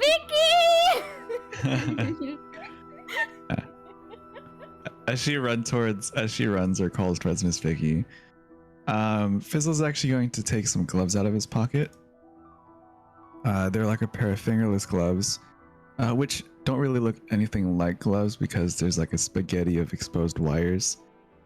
And as he puts them on, he like cracks his knuckles, and then he clasps his hands together.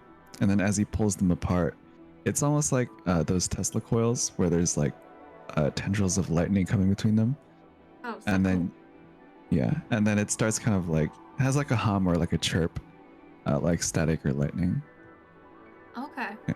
I will say that for the people that rolled nat 20s, that in the shadows beyond the entrance of the camp, you see a humanoid figure tiptoeing through the forest, attempting to be sneaky. I very loudly, as I reach Vicky, I grab her head and very loudly proclaim outward, Vicky, there's a creepy man in the forest who's trying to hide! Vicky's head shoots towards the direction that you're pointing, and she puts you down, because I'm assuming that you probably jumped up and are like clinging to her. Yeah, 100%. So she would have tried to pry you off and put you down as she turns around, goes down on all fours, and breaks into a full sprint towards the woods. As Sting, who's still hugging Kobus, and Rudo, who's just kind of, he doesn't know what to do. He's never seen a totem pole made of skin before. He's throwing up right now. She runs off towards the forest, and you hear a scuffle. You hear a scuffle in the woods as she comes back out with a young woman in her grasp. She's wearing the signature khaki shorts and shitty khaki shirt and the thick black belt. She's also got like the camp counselor hat that she has appeared to cut holes out of so that her horns can fit through. But as she's being dragged out of the forest, she's like, whoa. I didn't do anything wrong. Listen. I'm sorry. I didn't mean to be out. I can explain. As she's being dragged back to the lot of you. The murderer is the camp counselor. What? You recognize her as one of the counselors. She was one of the more chill ones. She typically absconded to go do drugs. You have fooled me with your cool exterior, and now you have murdered everybody. Murdered? I have no idea what you're talking about, little one. You're Sophia, right? If I remember correctly. Who told you my name? You did! Your mom! I'm one of the camp counselors. I gotta know your names. Okay. What happened? So we should be asking you that question. You're the one covered in blood. I'm not covered in blood. I've got a little bit of dirt on me, but that's pretty much standard when you're out in the woods. Why Right. have you got blood on you? Well, you see that flaming pillar over there that smells to high heaven? Yeah, while you were doing whatever you're doing, I'm pretty sure everyone got really fucked up. And not in like Not in the a way that good you're way. doing. Yeah, what Sophia said. Like dead and skinned alive.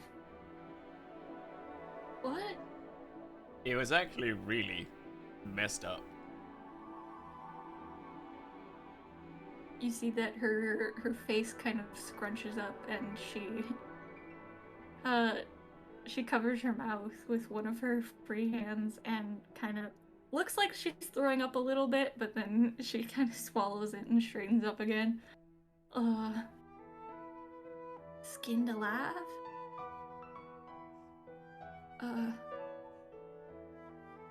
That is really fucked up. Well, we don't know if it was like alive or dead, but there's like people's skin on that totem over there, so He turns around to look at it and sees the charred bits of skin fall to the ground. Well, I mean, I don't know what happened. May I do an inside check on that? Okay. Specifically when they said, I don't know what happened and skinned alive. Because, yeah, I don't remember sharing any type of detail on kind of like what happened towards Blake that. did. Yeah. Blake said skinned alive. Okay, never mind. That's a 2 anyway. Oh my Natural God. 1. She looks like a terrified woman who's been dragged out of the woods by a giant lizard person and has been accused of murdering at least 100 people by a bunch of children. Just not good at reading people. Where were you? You see her face go bright red. I was on a date.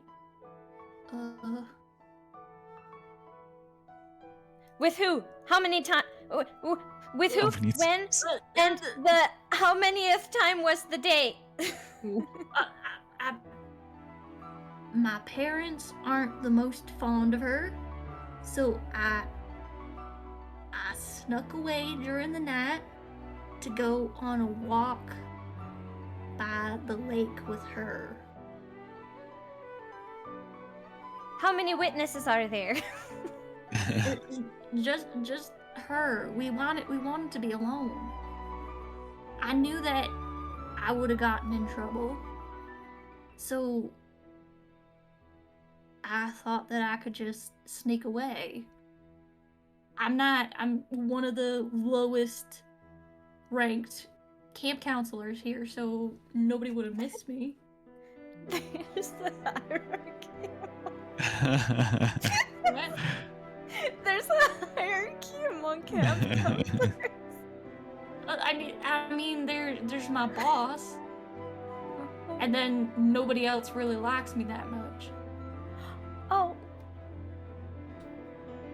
By the way, where is your date? sad. She had to go home. Really? Yeah.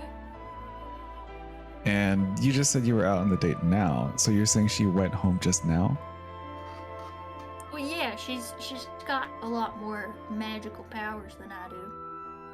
Well, I don't have any that being 0, I don't got any magical powers. What do you say, Vic? She telling the truth? She will make an insight check. Having interrogated her, may I also do an insight check?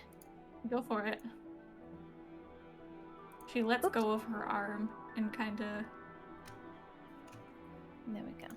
It's. Oh, sorry. I pressed it twice. You're I fine. didn't You're know. fine. So she looks like she's telling the truth. I Alright. mean, it's a bit weird that her date just kind of went home.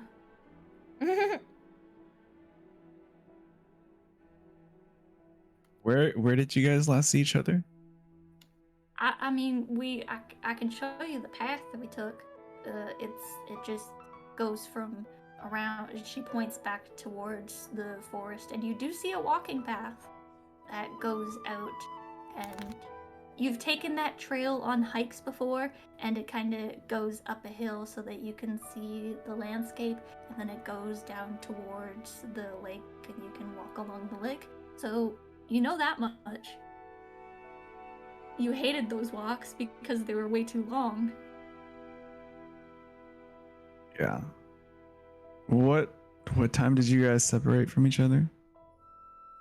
About half an hour ago. Huh. All right.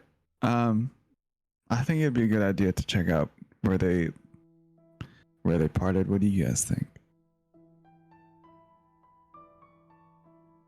Yeah, I think that's a good idea. Do y'all mind if I just sleep a bit? Cause I haven't slept all day. I'm saying no. You need to be there with us. You could sleep, but staying on your own makes you an easy target for owlbear attacks. There's no owlbears around here. Hey. We just I tell you whispered that to her. so you don't wander off. Hey, his camp counselor just died. Lay off on the kid, okay? Oh, sorry. All right. I guess I'll stay with y'all until we get this stuff figured out. Oh my god, I'm so sorry. I'm being attacked by a cat. You're all good. Yeah, so I know y'all ready to go? Yeah. Yes, Once, Sting. once again, I don't give a fuck what we do. Oh, you're Blake, right? Yeah, and what of it? Just didn't get to say hi to you. You wouldn't respond to anything. I was the leader of your cabin. But it's okay if you don't remember me. It's all good. Yeah, whatever, lady. Oh, okay. Well, you don't. Sorry. I'll take you to the place where we were at. Before we... Oh, go ahead, Sophia. Oh, I'm so sorry. I was gonna do something on our way to Blake. Okay. Same here. Okay. As we're walking, I would like, fully unprompted, I would like to walk up next to Blake and take his hand and look up at him and go, you know, it's okay. My mommy also really doesn't like my daddy. Oh my god. Holy shit.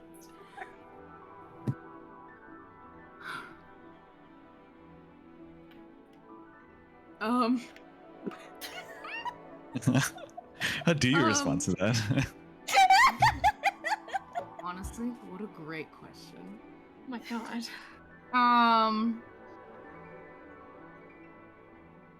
Ugh. No. Wait.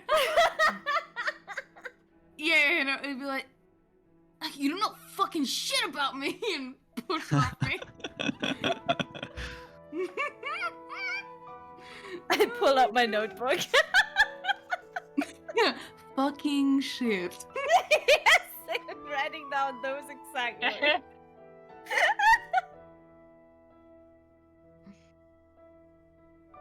So, as you guys are walking, the detectives are looking around at the surroundings and just kind of taking note of landmarks and sounds that they hear.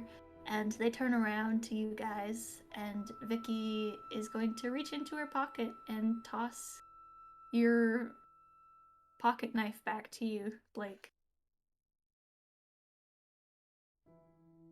Do you know how to use it? Probably better than you.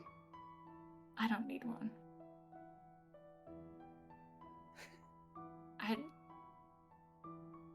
Never mind. And kind Yeah. of puts her head down as she I'll keeps begrudgingly walking. shove it in my pocket and keep walking. Okay. Seeing her do that, actually, I go up to Sophia and Quill. You guys have ways to protect yourselves in case we need to? I have Vicky. She's like 3 beers in, which I wouldn't call that a reliable tool. You got anything else other than Vicky? I have owlbear mace. Owlbear mace. That is a very important Yes. tool. Okay. I have that. I thought that was illegal to carry around here, but okay. It's not illegal if nobody knows. That's what my dad always says. Right. Sophia, I guess if you had to defend yourself, what would you like to have? Owlbear mace. My cat is licking my face. Owlbear mace. Right. How about Do you want? this? Wait, Fizzle. Do you want to give me a knife? Yeah, like I said, I could probably create something for you. Did you know that in legal terms, any injuries I cause with this knife are your fault if you give it to me? Right. A knife, please. Okay. What about you, Quill? Anything? I can protect myself. I know a bit of magic, and I have my trusty walking stick. I Right. mean, I have a couple extra axes if you need them. Great. You got any knives for Sophia? Knife? No. But Rudo Rudo runs up to you and tugs on your sleeve, and it's like, I've got a dagger here if that's what you're after, little miss. Are you prepared to take legal responsibility for the actions I now take? I am legally prepared to kill you so that you don't talk about it. My man. I take the knife. Okay. Can I do some magical tinker on the knife so it can emit light if she wants? Sure. And then for myself, I kind of like rub my hands together and create some static. And as I pull it away, a kind of static shield forms around me, and I want to use the defensive field to gain some 6 temporary hit points. Okay. And yeah, that's all I wanted to do. Okie dokie. Anything else anybody wants to do? Just as a prep, I'm gonna cast Shillelagh on a stick. Okay.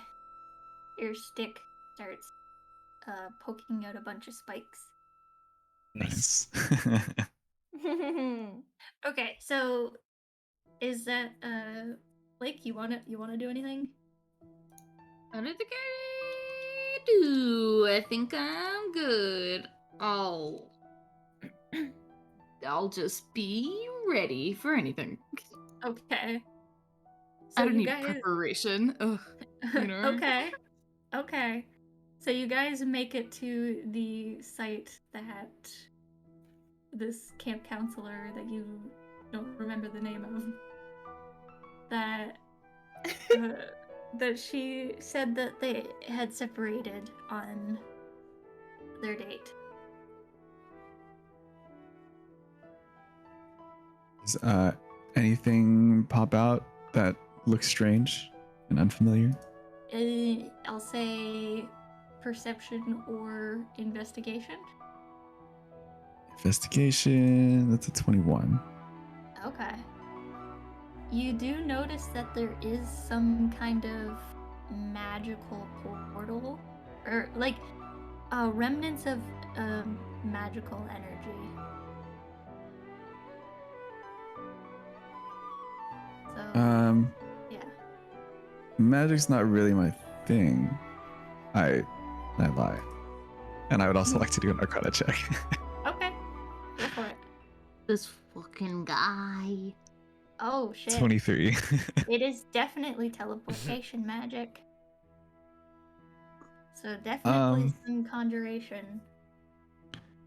Yeah, so I'm just taking a guess here, so I wouldn't really know, but I feel like someone who used some conjuration magic might have made whatever that thing is there a portal, I think. See, I'm not lying. Yeah, but did you guys see that when you were here? She conjured the portal to leave.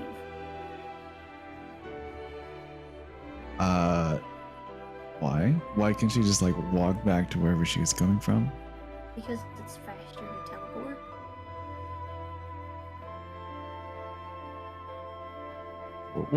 What is your date's name? I just call her mommy. She's like looking down at the ground real hard right now. And just kicking the dirt. Is your date one of the camp counselors or no? No. She's not. I kind of facepalm. What is your date?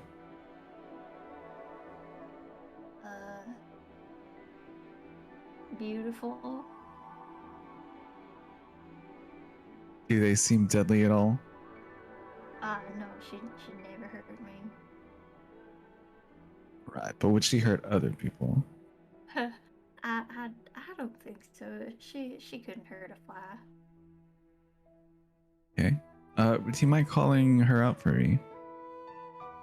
All right. And you see that she kind of, or she steps away towards the portal, and, or she steps away to where the portal was, and kneels down, touches the ground, and where are you guys in relation to her while she's doing this? We're standing 5 feet behind her. Okay.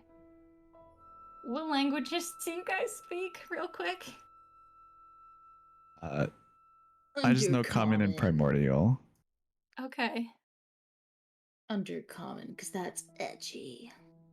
Okay. I speak like common, draconic, elvish, and orc. Okay. Yeah. So I speak she Infernal. Okay. Gotcha. Of course, she speaks Infernal. She starts speaking a language that none of you understand. And as she does this, you see that the energy from the portal starts swirling.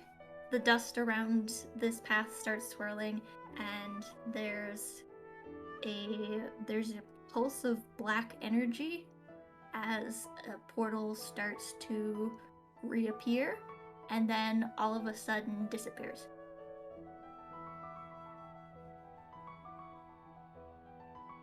That's supposed to happen?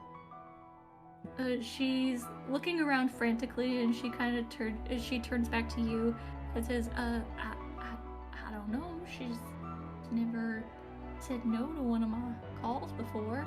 And as she starts saying this, you standing 5 feet from her, you see that her eyes turn her eyes roll back into her head, and shit. they cover over in this black ichor as she begins to stumble back and turns her face towards that as she opens her mouth, erupting from her mouth and then hovers to the air.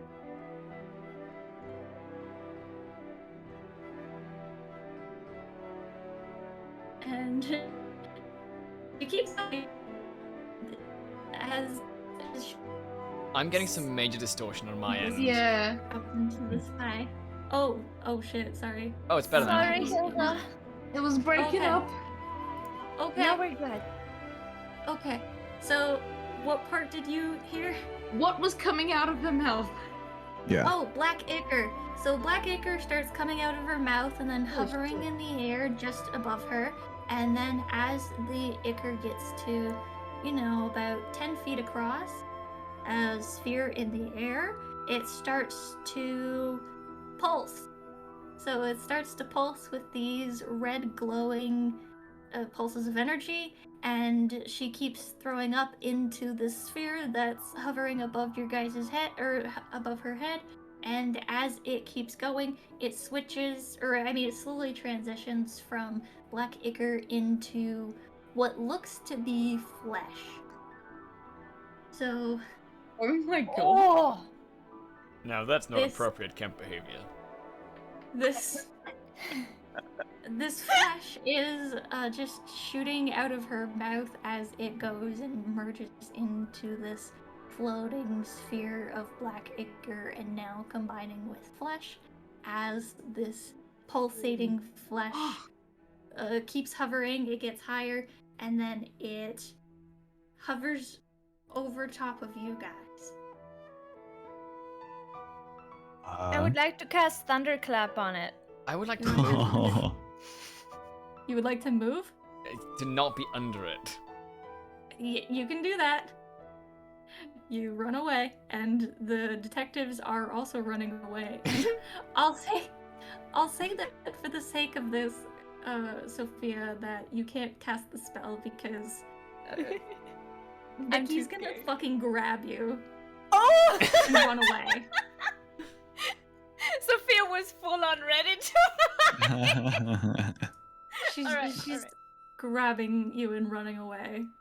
What about the other two? I kind of want to fight it because this is actually what I'll probably do is to be smart and can I cast mirror image on myself Okay. as an action, and then bonus action to use those boots of the winding path to teleport myself 15 feet backwards, almost as if like I'm reversing time. Yeah, you can do that. Okay. So I'll be 15 feet from wherever I was standing. Okay. Blake?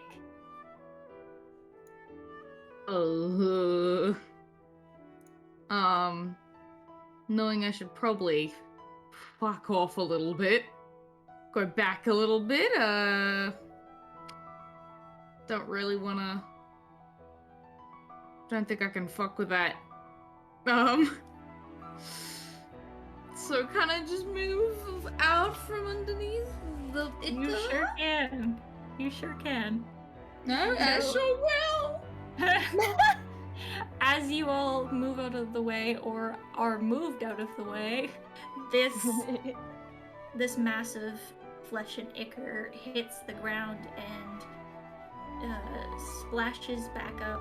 But as it splashes back up, it turns into this giant pillar of flame as these piles of what look to be just writhing flesh crawl out of the fire and towards you. Ooh. I gotta switch the map. Hell yeah. Is it battle map time? No. Yeah. Yeah. Nice. Fucking God. I'll swap us over to the Yeah. battle map for the stream then. Yeah. Okay. Nice. Hell yeah.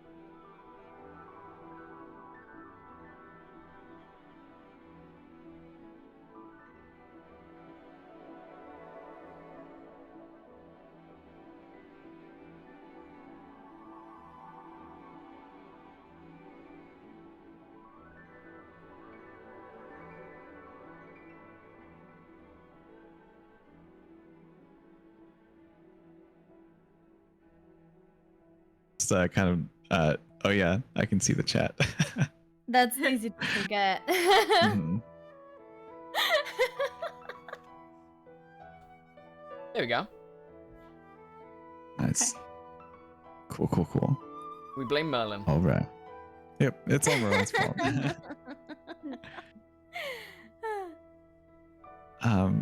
Yeah, so Sophia went, she cast Bardic Inspiration, did True Strike, and then Fizzle, he's got his mirror image. It almost looks like there's like two copies of him next to him and kind of like fading in and out. And he's like, all right, Eternal Darkness, let me show you how it's done. And then he'll take out a rock from his pocket. And he's like, all right, Stone Freeman, you ready for this? And it's a little homunculus. And I'm guessing it's the rock right next to me. Yeah. Okay, nice. So it goes after me, I believe. Let me see.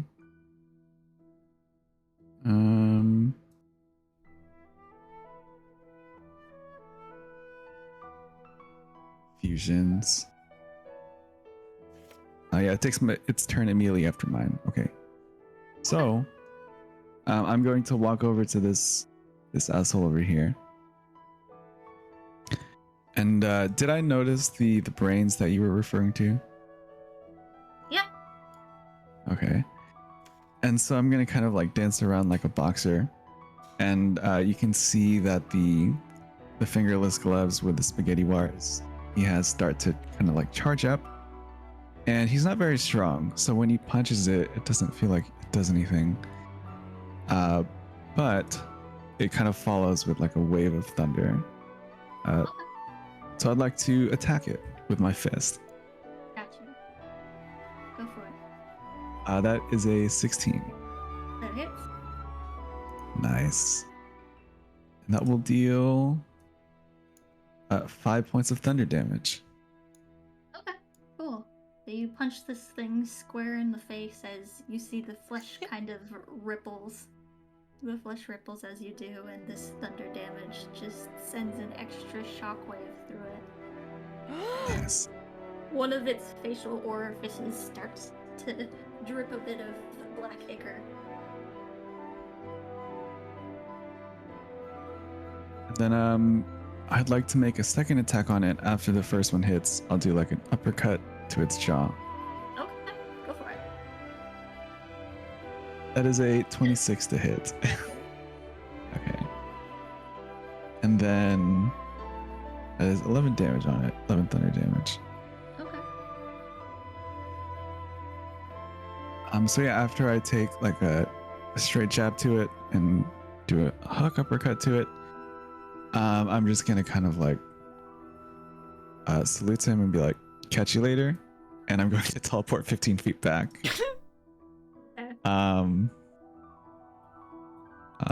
Yep, back to here. Okay. And that's my turn. And then I guess I'll move for Stone Freeman, and he'll go here. He'll fly over here. Okay. And he will make an attack, I think.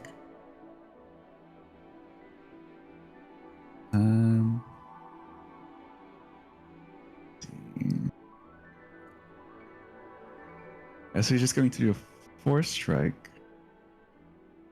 Oh, it's actually a ranged weapon attack. I didn't know that. So do I have to make it at disadvantage? Yeah. Okay. So that is whoops. That was an 18. That hits, yeah. And that does 6 force damage. Okay. So it's kind of like a floating rock, and it just like probably shoots out a little beam. Okay. Yeah. And that's all I can do my turn. Awesome. So now it is Vicky and the other detectives, and they are going, as a bonus action, Astrid, you have to go rest. Yes. Okay. Yes. I'm sorry if it's so sudden. I just It's okay. don't I hope feel. you had fun. I don't feel so good, Mr. Stark. Okay. Oh, you Turtle kidding? Darkness just passes out. Blake just passes out. I vomit so much from the stress, that I pass out on the floor. Okay. You kidding? This shit was absolutely amazing. Hilda, Mhm. you're fucking insane. Seriously. Thank you. I love this body horror shit so much. But I don't want to. Unless I can. What am I? I'm trying to say a metaphor. I don't want this amazingness to go to waste if I, like, feel sick and can't embrace it properly. Mhm. Do you know what I mean? Mhm. Okay. Yeah. You're all good. Yeah. Yeah, because, yeah, been very, physically and mentally ruined, the past couple days. But yeah, this has been absolutely incredible.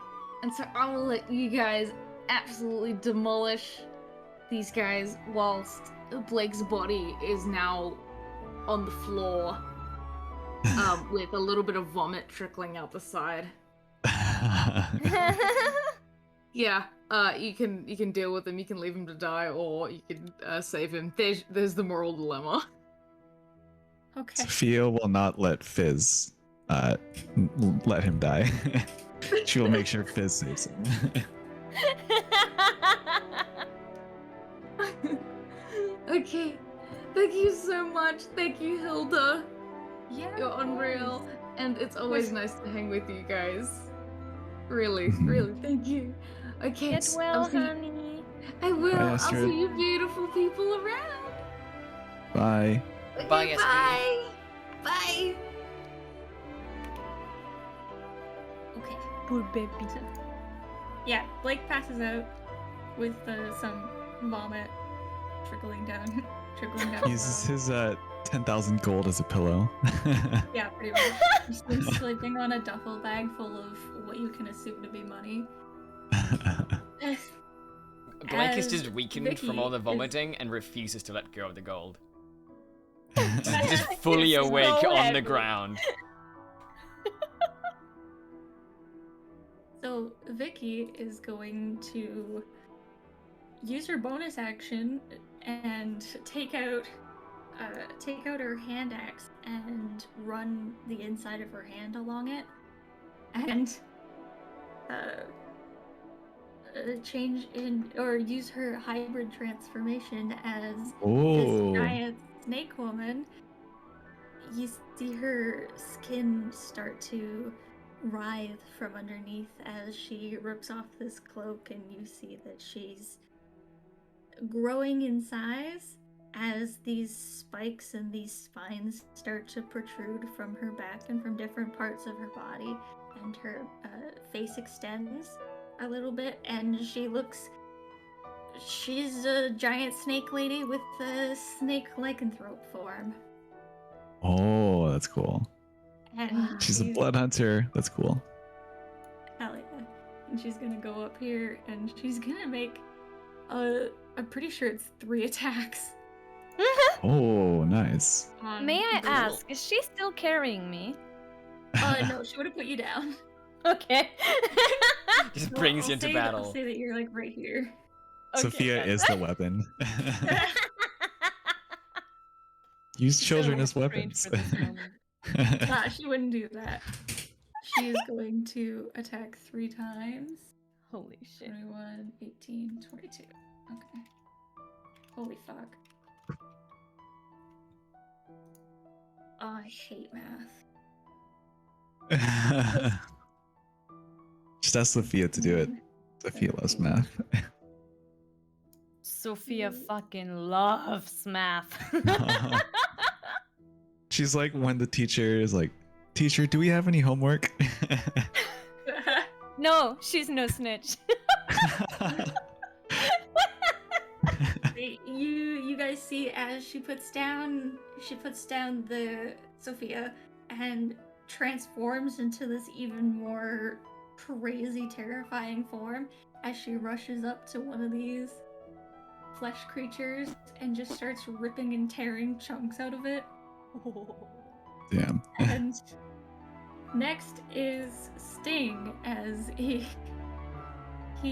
takes off his trench coat again to see this absolutely buff bod, and he's gonna turn his back to the entire fight, and he's going to bend his knees, and he's going to start throwing it back harder than What? any man has ever seen throw it back. What? Oh my As gosh. this swarm of murder hornets come out of his trench coat that he's dropped on the ground and start buzzing angrily around him. And he's going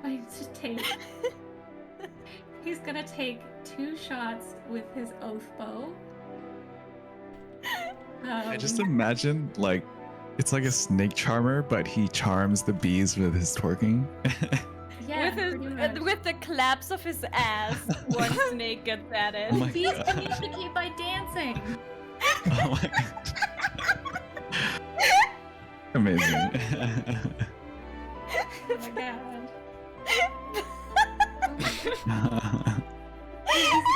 Oh my god. He's attacking the same one that Vicky's attacking. Oh my god. I'm sorry. You're good. I feel bad that Astra left before she saw this. She got to see the bee werewolf. twerking. Yeah, she didn't see the bee-man twerking. I need a calculator. That is He so does a lot sad. of damage. Holy shit. Oh, does he? He does, because the gathered Fuck yeah. swarm. No! Is he still throwing it back while he shoots the bow too? Well, he because he has 4 arms, he Oh, okay. notches the bow behind him, and he's able to pull arrows that gosh. basically have like stingers on the end of them out. He's a talented man. So he's shooting his arrows while he throws it back. It takes some I'm skill. looking over at the bee man who's twerking next to me, and I'm like, I will raise my standards for men higher. This is not my standard. Oh my god. And then it's Rudo's turn. Oh man, what is this person going to do? No. Okay, I oh. Would be funny if Rudo was just like a fighter. He's like, oh, I take 2 slashes. he's the normal one. Okay. How does this work? Oh my god, he could kill everyone right now. What? Is he a wild magic sorcerer? No. Okay. He just Go over casually here. explodes the kids. And he's oh fuck. Wait, oh let me see how far these people are away from each other first. Oh my god. Oh my god. Sophia braces herself. I'm sturdier than I look.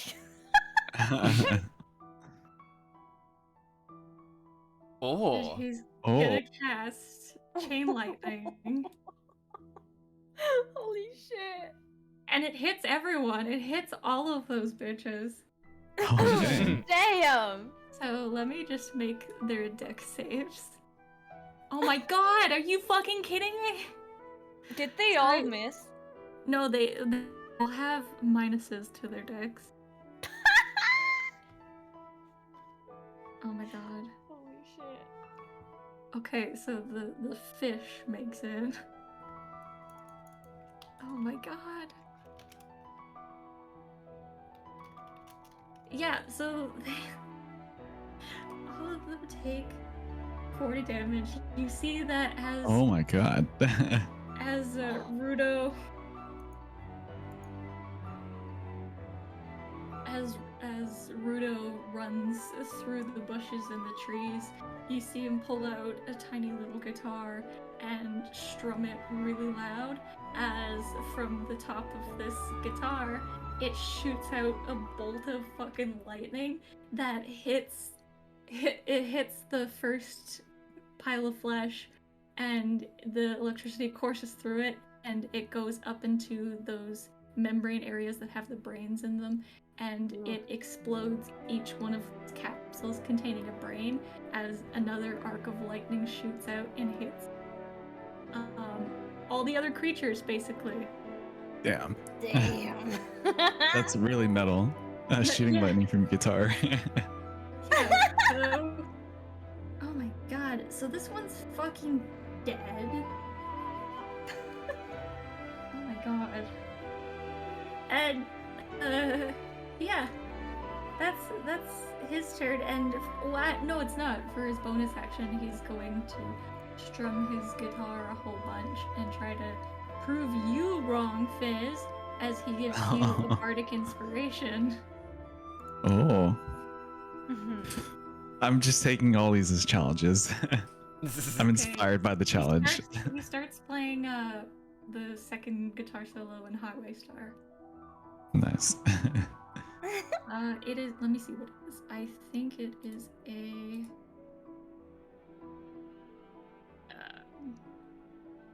It is a D10. Oh, nice. And Can I their have turn.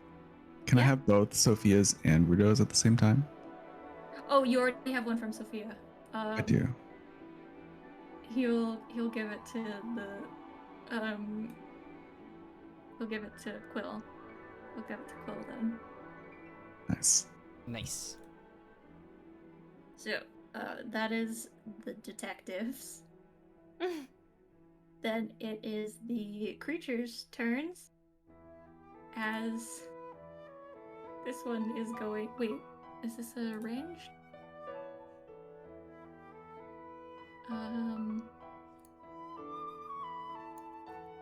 It is going to move slightly towards you, and it is going to do a mind blast. So Cool. you gotta make a wisdom save. Okay, let's do this. Oh boy. Wisdom save. 15. Ah, you make it. Nice. So you see this thing start to prepare a shriek as it sends out this shockwave towards you that you feel shake your entire head, and you lose your balance for a second, but you're able to catch yourself. And then that's its turn. Then this one's gonna head over to Vicky and Oh, jeez. to bite and claw. But neither of them fucking hit because I'm the one rolling it. And this dude is just gonna swim around in the lake. Oh, actually, he's going to try and get away. So, there's that. There's the creatures. And then it is Lilith's turn. Oh, so her name is Yep, Lilith. counselor that you didn't ask the name of.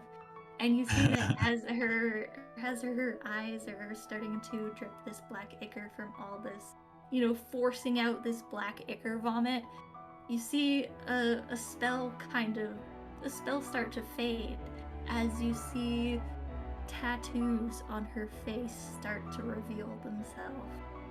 That she was being hidden with some kind of spell. And these tendrils on her face look to be just tattoos of tentacles that go around the border of her face. And Oh,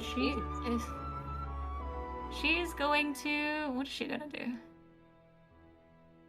Eldritch Blast Eldritch Blast. on Finn. So that is, are you fucking kidding? Sorry. I say bring it on. As she does that. Why the fuck isn't this here? I For just a want to second, roll I was. damage. For a second, I was like, "Who the fuck is Finn?" Oh god. I just keep calling him Fizzle. Yeah. It is what most people call him, but he doesn't like being called that. Okay. 12 to hit. So a 12 does not hit. Yeah, it does not hit. I have a 16 AC. Okay, and then she's gonna try it again. 26 to hit. So if she does hit, she does have to roll for the mirror image. So she has to Okay. roll with 2 duplicates. She has to roll an 8 or higher, or else she hits the image. She rolled a natural 19. Okay, then she hits me. Okay. And then one of the images goes away. Okay. So then that's 5 points of force damage. And she is going to begin to retreat back to the cliff. And that is her turn. Blake is unconscious. Quill, what do you want me to do? I'm gonna walk up right in front of this big frog, and I'm gonna whack it. Go for it. Please don't whack the frog. I'm whacking the frog. It's not technically a frog. but It looks like one. Okay, fine. It's a sludge. Don't whack the sludge. I'm whacking the sludge. Lick it. No. No, don't lick the sludge. Sophia, no. It's round. It's brains. Oh my god. Neither of those hit, unfortunately. And again, it keeps rolling advantage even though I'm not supposed to have advantage. Okay. Oh. But I do have 2 melee attacks, so I'm doing it Okay. just again. Okay. 18 hits. Oh, 18. Nice. Yes. Hell yeah. And so that's 7 damage plus I wanna use my bugs to Okay. swarm up and just attack it for 1d6 extra. Okay. Ooh.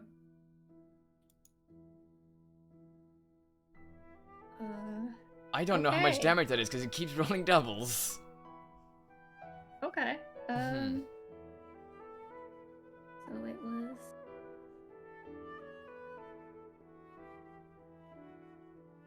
Okay. Okay. So it's not looking great. You smack it once, and it kind of it glances off of the fleshy membrane that it has on it. But the second one, after you sturdy yourself and understand how this membrane shit is working, you bring your stick down on the top of its head, and your spiky stick catches in its head for sure. Nice. Gross. And then I end my turn Okay. because that's all I Sophie. can do. Okay, gotcha. Sophie, what's up? Sophie is going to I think she'll see how gross everything here looks. I think seeing that Vicky went ahead and bonked the frog, she's just gonna kind of just automatically run next to her. Like just to be ready to take her hand again once it's free, and in front of the frog, she's gonna snap her fingers and cast Thunderclap. Okay. It's What kind of save is that? A con save of 15. Okay. I got a 20. Shit. No. Okay, then it takes 4 thunder damage. Okay.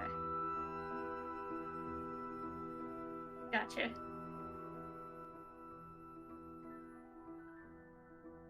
Is that what you got? I think that might be all I have. Okay. Yeah. Fizz, you're up. Nice. So Fizz is going to kind of clack his boots together, and he's going to use that to kind of reverse and teleport back to where he was, 15 feet. So he's going to appear next to the sludge that he was fighting before, and he'll say, "Up over here, buddy." And he's going to take another up. He's going to punch it again with his thunder gauntlets. Okay, you get advantage because you're surrounding. Yes, Yeah. with Stone Freeman. Mm-hmm. That is a 26. 26 hits. Okay. Then it deals 9 thunder damage. Okay. So making a right hook to one of those brain pods. And then he's going to make another attack. This time kind of with a hammer fist from the top. Gotcha. 19. That is a 19. Yep. And then that is 10 thunder damage.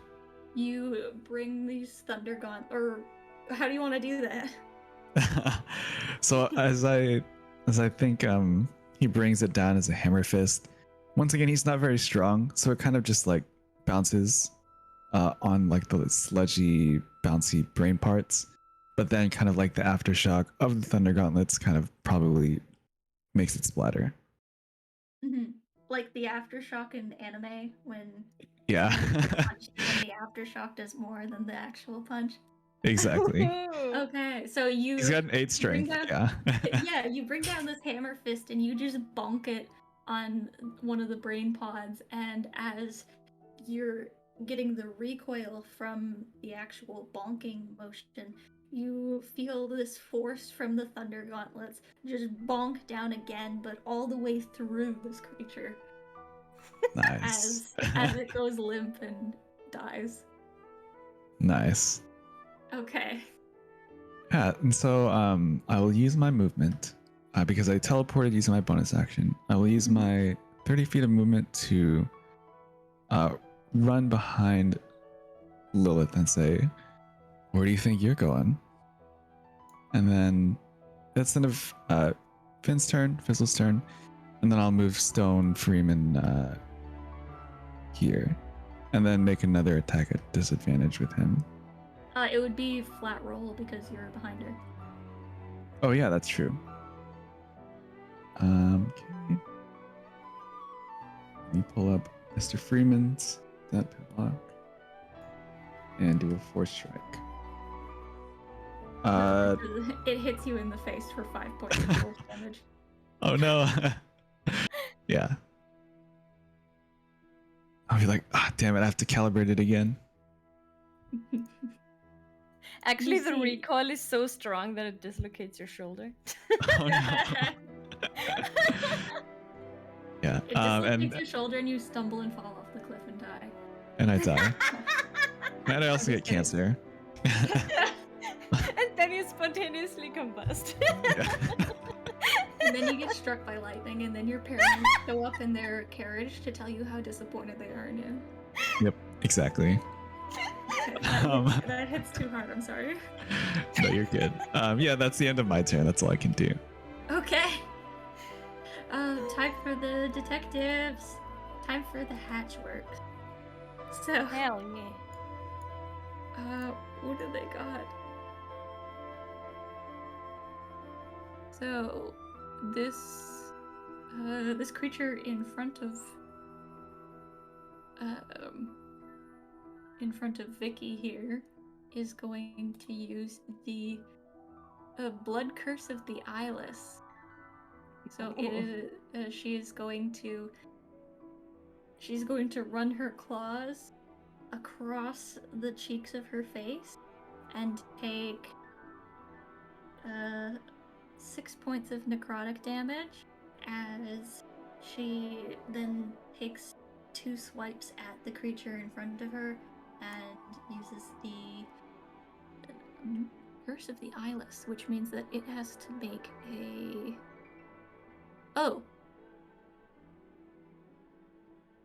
Oh, never mind. She's not going to use that one. She's going to use the blood curse of bloated agony. And Nice. do that. So the creature has disadvantage on strength and dexterity check. And takes 1d8 necrotic damage if it makes more than one attack during its turn. Nice. It is going to do that, and then she's going to rip and tear for a fucking nat 20 on the first one. Oh. Ooh! Sophia just watches with big eyes. Okay. Sophia has such good role models today. So, it is fucking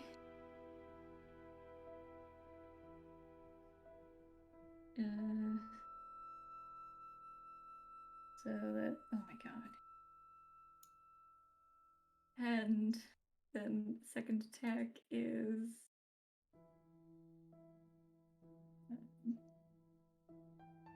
this thing's not looking great, but hey, what are you gonna do? Then it is the bee man's turn, who is going to move over here. He's gonna start flapping his little shitty wings. According to the law of aviation, there's no way a bee should be able to fly. And Magic. is going to continue to throw it back and notch a couple arrows at this guy right here. He just keeps twerking, but in the air. Yeah, he's kicking, but in the air. See, isn't this guy cool? Isn't he so cool? Isn't he He's such extremely a great cool. role model? Oh my god. At least he doesn't shoot it between his cheeks. Like use it No, as like he a doesn't. sight. He's got a thorax, so he doesn't technically have cheek. Oh. So Get it right! Sorry. Wasn't aware of the fantasy biology of man bees. Okay, so he actually did shit on this one.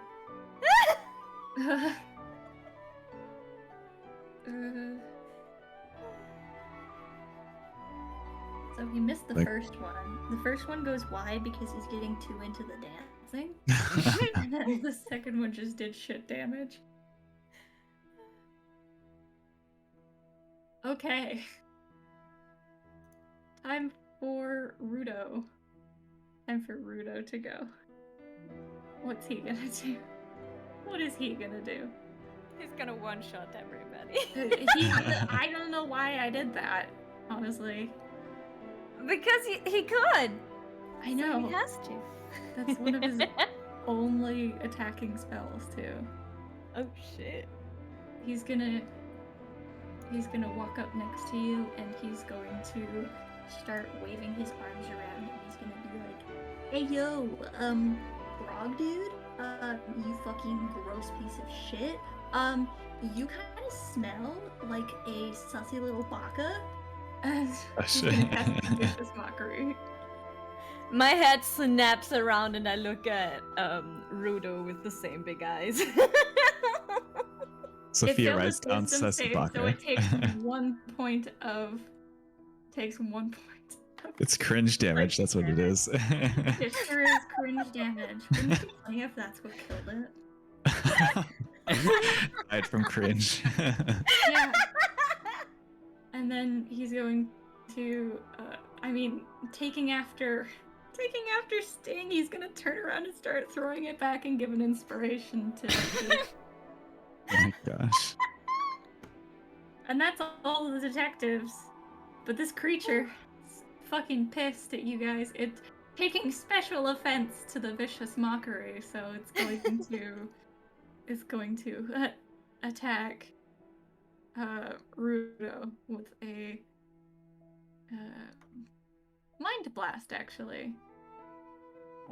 So let's try The it. image in my head that I have is here's Sophia, who's like a 10-year-old girl. Here's two men beside her that are just twerking, and then here's another one who's just covered in blood. He failed his wisdom save, so that means that he's incapacitated. You see, as Oh, he no. starts waving his arms around and calling this thing a sussy little baka, this thing immediately responds by turning straight to him and point blank screaming in his face, and you see all this blood coming from every single orifice on Rudo's face as he falls over. Oh. And this thing is gonna try to get away. Actually, it's gonna come back up here. Can it? Wait, it only. Oh wait, it does. So it's gonna go over here, and it's gonna try to bite. Finn. That is a 20 it. to hit. And then you have to roll d20. You just have to get past an 11 to see if it hits me. Okay. Or sorry, 8 or higher. Wait, 8 or higher. didn't your mirror image go away? There's two, so one of them's gone, and then I just have one more. Okay. I'll go before the screen for this one. 12. Yep, that hits. Okay. And you take 18 points of piercing damage, and Ouch. make a strength save. Oh, that's not good.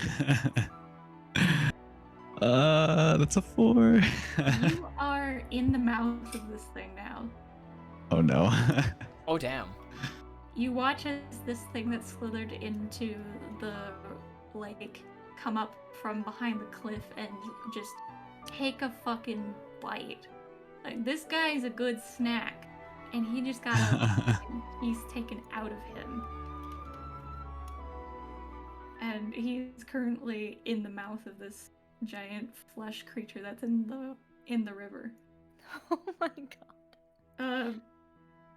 That being said, it is now this lady's turn, who is going to. What is she gonna do? Ooh, you guys are really close together. Uh, so she's Can you guys make me? So I think it would just be. It would only hit. Who the fuck is it? Sophia in that range, but you gotta make a con save. Okay. Is she making any sort of roll right now? Not to hit, but it is a saving throw spell. Okay. Con saving throw, yes? Yeah. Oh, Oh. boy. four. The fours. Yeah. Okay. Damn. I'm gonna make the ones for the other folks too. Oh wow, she fails. And Mickey fails. Sting fails. Rudo makes it with disadvantage. Holy shit. He fails. So Dang. all of you take 43 points of necrotic damage. Oh my god. Damn. Damn! That's a lot of damage. Yeah. As you get chomped up by this thing, and she looks behind her and smirks a little bit as these tattoos begin to move on her face, and they move down her arm into her hand as this point on the ground appears and starts writhing these black tendrils out to all of you and sapping the strength from you guys. Damn. Holy shit. Are you still Sophia up, faints on the Sophia? spot. No, Okay. Sophia's fainted. Oh no. Sophia. Quill, you're up. Yeah. There was so much financial advice I still wanted to give.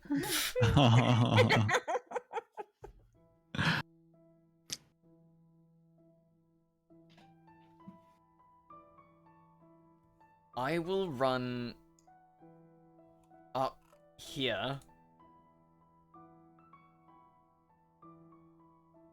And I will use my breath attack on the thing that's grabbed Fizzle.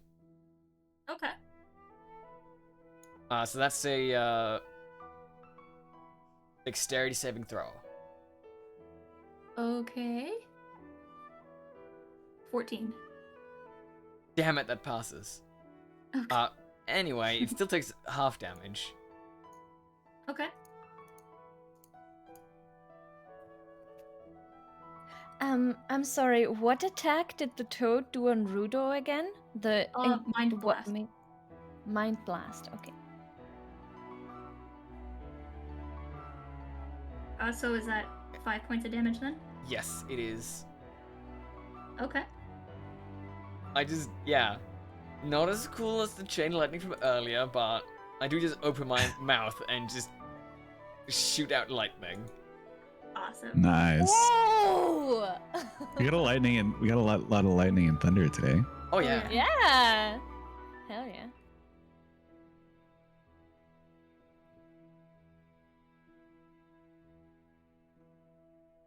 Is that your turn? That is indeed my turn. Sophie, death save.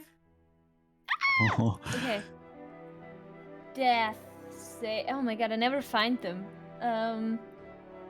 I'll find them. Wait. 0.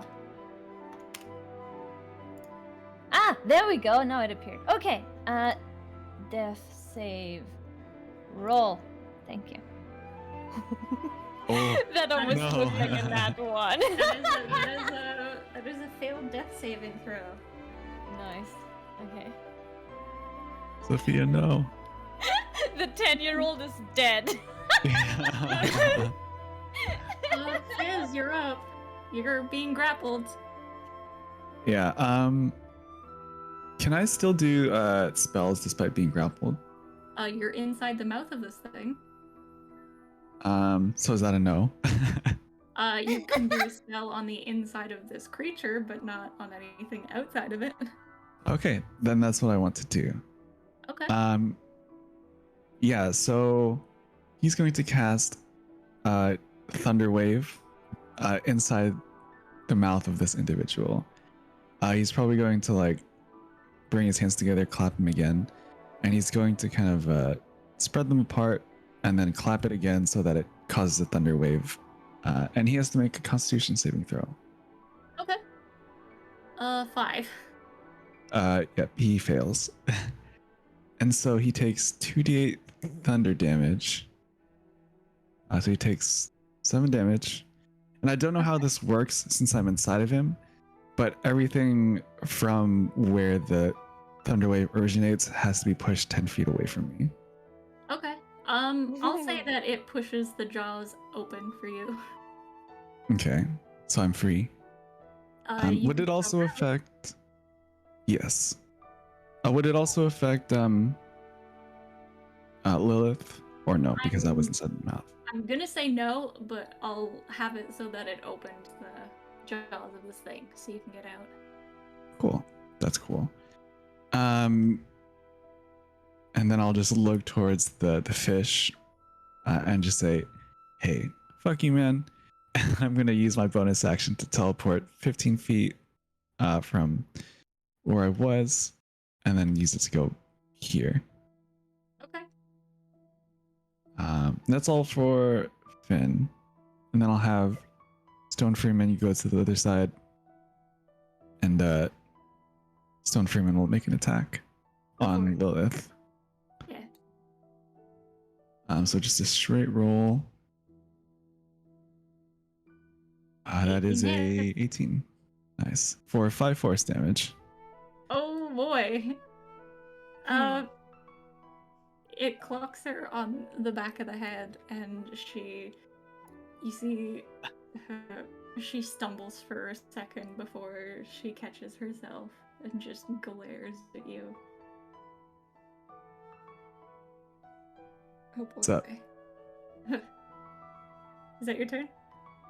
Yep. I just as she falls to her knees, I kind of just like do the chin thing. It's like, what's up? Oh boy. Okay.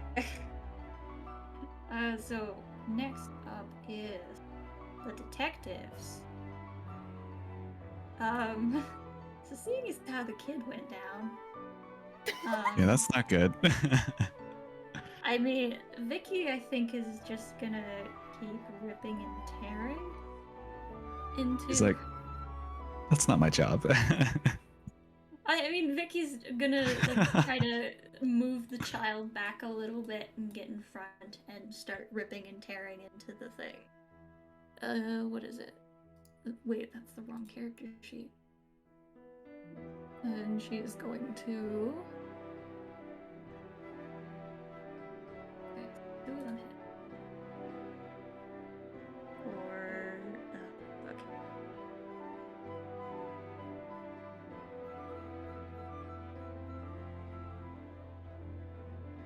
And she rips its teeth out. So she grabs its teeth and then she just starts pulling, and the entire jaw of the thing Ew. just comes straight out.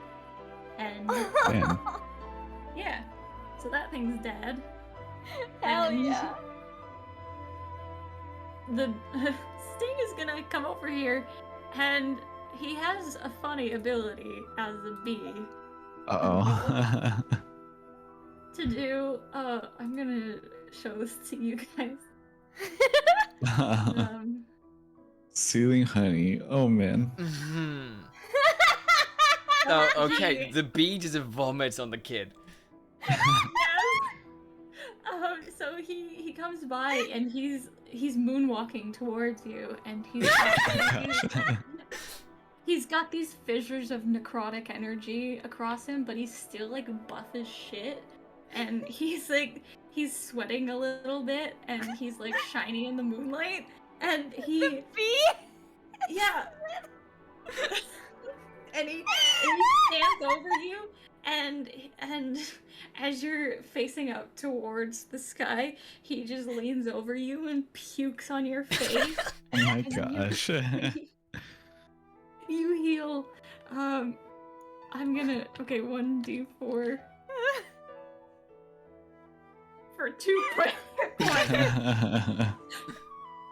So you heal 2 hit points, and you Oh my wake up, gosh. and there's all of this like really, really sticky honey on your face, and you see that there's a very sexy bee man with no shirt on standing above you. And Rudo's convulsing on the floor. Yeah, I'm on the ground like, my standards have risen even higher. Oh my god. Get yourself a man who will throw up on you. Will throw up honey on you while you're dying? Yeah. Okay. So that's their turns.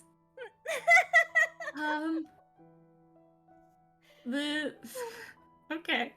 It's the creature's turns now, and that fish is gonna move over a little bit and try to climb up the cliff, and he's going to make an attack at Stone Freeman.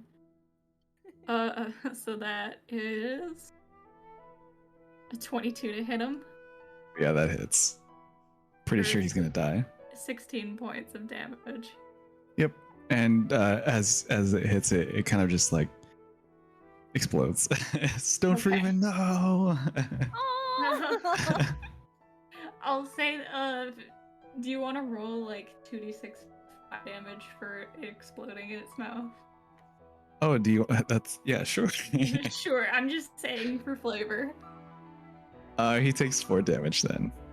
Okay.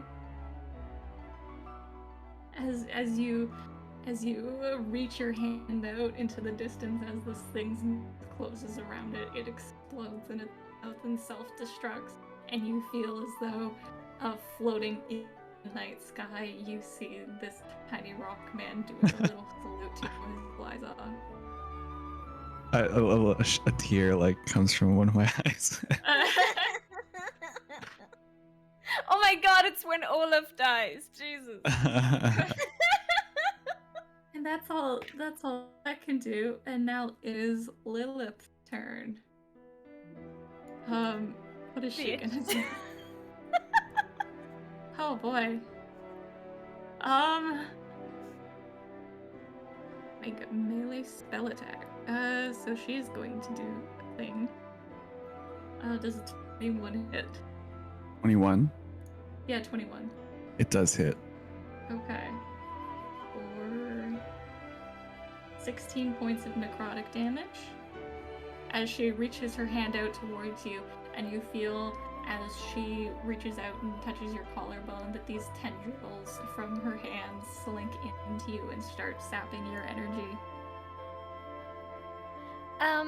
May I, just as she's reaching for him, actually shout bitch across the lawn? I like pull up my notebook, I shout bitch at her, and as a reaction, I would like to use cutting words to maybe roll a 6 and decrease her attack Okay. roll by that. Okay. Roll the d6. Shit! It's just a -4, so that's Okay, so that would That's all be good. Yeah. 17.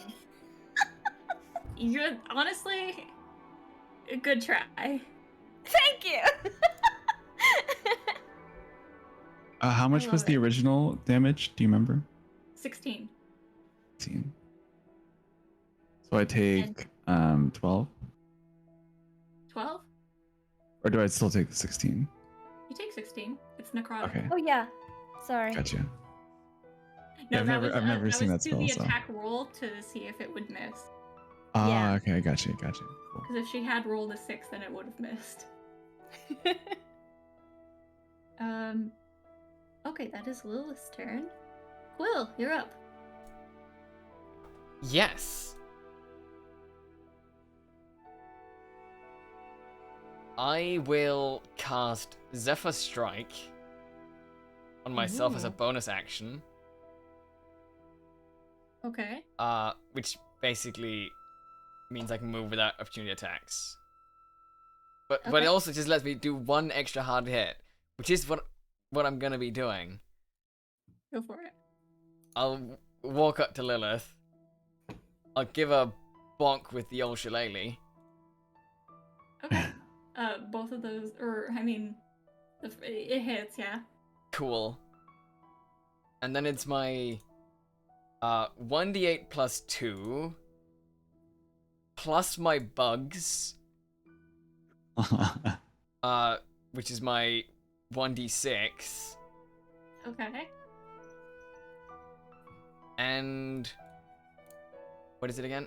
An extra 1d8 Okay. force for it. damage.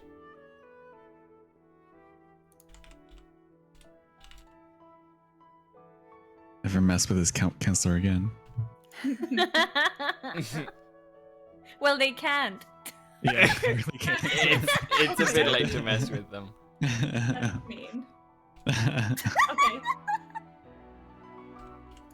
Oh boy. How do you want to do this? Ooh. Nice.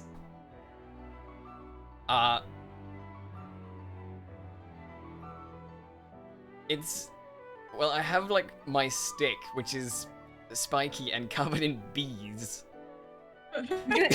and I just swing like right for like the stomach. Oh fuck. Okay, I have an idea for this. So you go and you swing it right at her stomach as her arm is outstretched, touching Finn right now, and this thing lands square in her stomach. And you see that these bees not only are stinging into her, but through the spikes they are crawling into her body. Oh hell yeah! Man. As they begin to chew the skin around the wound, and you see her stumble backwards and start to clutch her stomach where the wound is, and these bees are pretty insistent as you see them start to crawl out of her nose and her mouth as she collapses onto the ground. Did you know that in ancient times this was a torture method? I did. Both of you are really scary. I just wanted to point that out, said the 10-year-old tiefling child that is currently covered in blood. And honey. Her face is covered in honey. Just Oh my so God. sticky. So And sticky. I'm you so see- fucked up. You see, as she collapses and these tentacle tattoos on her start to writhe and seep into the ground, that the giant fish creature behind her also just starts to melt away into black sludge. Ooh. You are now out of combat. Yeah. Well, I guess we're not getting any answers from her. That would be a little Nope. bit hard, yeah. Yeah. Are you good, Sophia? You don't look so hot there. You can't say that to a woman. I would like to cast Cure Wounds on Sophia. Okay, if you weren't gonna do it, Sting and Rudo also can help you. Rudo would stop convulsing on the ground and kind of get up and start going around healing people who needed it. But he does this by licking you. So wherever your wound is, he'll just climb onto you. You see that he does this with Vicky first, as she's still in lycanthrope form, and he just climbs onto her back and just starts licking her wounds, and they just magically close. Huh. And you see that, oh fuck, I hate what I'm about to do. You see that that Rudo also walks up to Sting, who has these singed fissures of necrotic scars going across him as Rudo starts to lick his chiseled, sweaty abs. Oh my god. Oh my god. And starts to lick his pecs. And I cover close Sophia's the wound eyes. on him. Sophia, what's obnoxious with huge eyes. I don't have to do this. Why am I doing this? My scout leader never taught me this kind of first aid. Oh my god. That's Thank illegal. God. Yeah, that's illegal. Sting seems really unbothered by this. It seems like this is normal. As Ludo just keeps licking his body. I need to stop. Okay. But we'll eventually move on to the group of people if they need to have their wounds healed. Finn is gonna say, "Stay the fuck away." Do not even come close. It's really not that bad, I say as I have this lizard person climb all over me. He would lick Yeah. the honey off of your face too. Yeah. Meanwhile, It's everyone like is like super injured. Quilbis just sort of like straightens out his sash because he's taken no hits. Oh shit. Hell yeah. He's like, apart from all the blood on his like shorts, he's completely clean.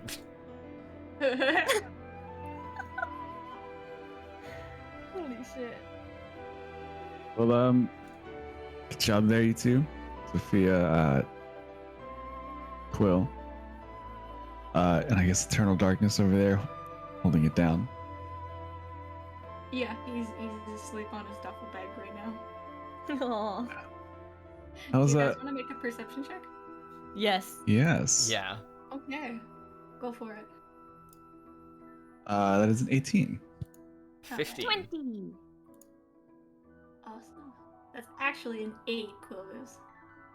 Well, You roll with advantage again. yes, but for intelligence and wisdom related things in Oh, plains and forests, I have advantage. Ooh, wow. smart. never mind then. Good idea. Yes. Rangers. Oh. As you guys are fixing yourselves up either with bee vomit or with this tiny little lizard man licking you, you're Both. able to dust yourselves off and get yourselves back on your feet after this surprisingly vicious fight that you had just had with this camp counselor. And as you do, all of you notice as you look up towards the sky that they're moving. Sky's moving? Yeah. You know when you see like an optical illusion and you know something's closer to you than it actually is, but it has the illusion of something behind it? Uh-huh. Oh no. Are we simulation? Is there We never left the shack. anything I can do? Can I shoot like a magic missile into the sky? See if it You does anything. can.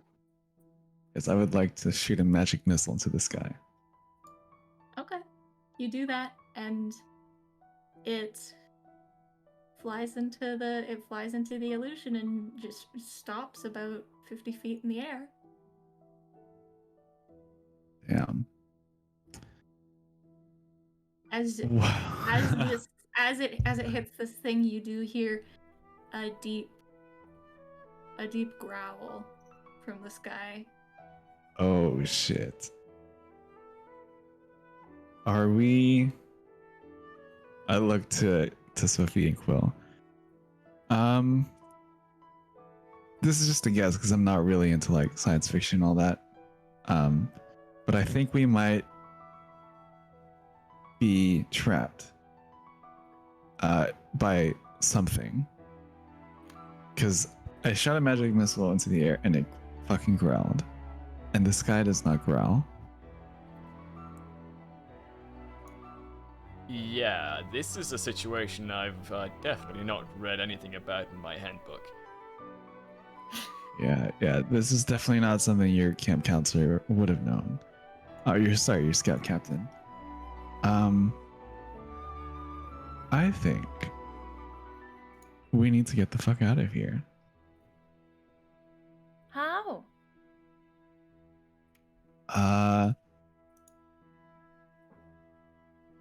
Do cars exist in this world? No. Okay. Well, shit. I don't know. Vicky I don't is still even- in lycanthrope form, so a couple of you could probably ride her. Because I I don't take even know Vicky's where hand this again. ends. My hand is unbearably sticky as I take it. Okay. Oh boy. So, as you guys start to back towards the path that you came in from and away from this cliff, you see. I'll say that all of you would be able to see a couple of these star-covered tendrils reaching down from the sky and Holy shit. gently picking up Lilith. That's Oh! not good. As these tendrils begin to lift her into the sky, and as she gets about 100 feet up, you see that she disappears, and you don't get the sense that something is close to you anymore. Well, this was not like the last camp. Let me just say.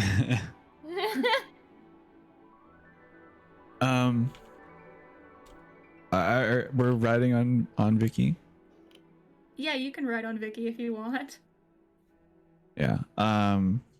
Considering I only have 12 hit points, we probably need to get the fuck out of here. If you don't want Rudo to lick you, that is. Yes, he is How still much- refusing to be licked. How much? Oh, we got raided. That's so sweet. Hey, Dude, welcome in, Raiders. How much healing did we get from Rudo's thing? From Rudo's licking, wait, let me see. So Rudo will lick you for. I hate this. He will lick you for. How much is that? 29 points of healing. Whoa. Okay. Nice. I'm almost at full health again. Licked back to full health. That is terrible.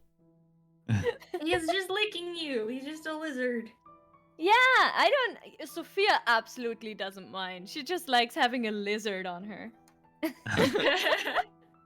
29 points of licking heals. Yeah. Yeah. So you guys are able to, get carried back by any means you like to by the rest of the group, whether it be walking,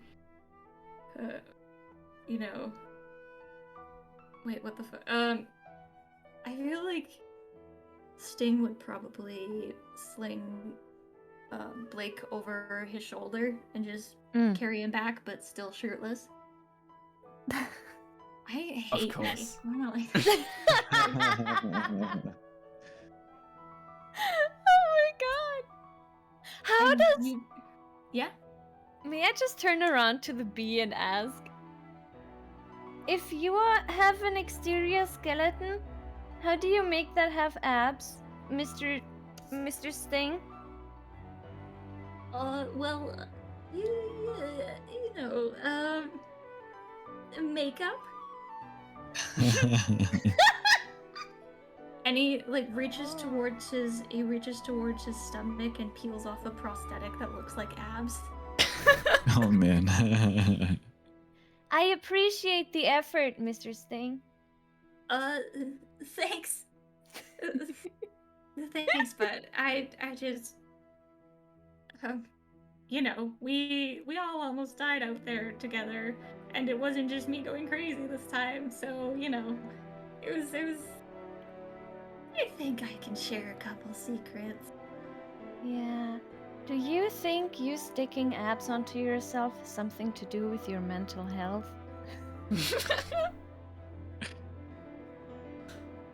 He's a mastermind at 10 years old. Her dad says a lot of shit. He blinks at you. Are you the devil? My dad sometimes calls me that. Well, we can deal with that later, okay, bud? For now, let's just get you back to the camp. Rudo, bud, do you mind calling back to the city and tell him that an entire camp worth of kids was eaten by some sort of eldritch horror? And he's like, already on it. My tongue's just a little bit numb after licking your delicious abs, my dude. Oh my god. Stop talking! Just let it all out, Hilda. Just go crazy. I don't want to lick a bee's abs.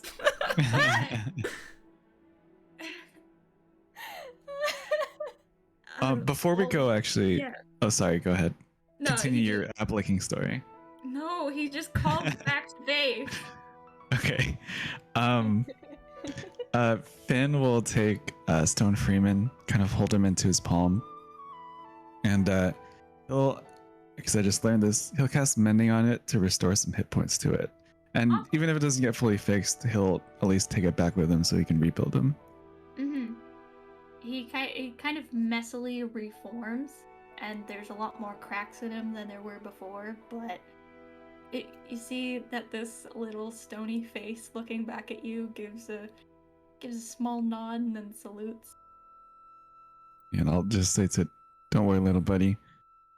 I'll make you stronger this next time. And I'll put him back in my pocket and start walking back to camp with the rest of the people. Awesome. I'm sorry, Maya, as I see that, turn around to Fizzle and look down at the little stone guy and just say, my dad says that forming too many attachments is a weakness. Yep, and that's why we are not going to talk about it. By the way, like, this is gonna sound weird, but what is wrong with you? Sophia, what does your dad do? That is for me to know and for you to find out.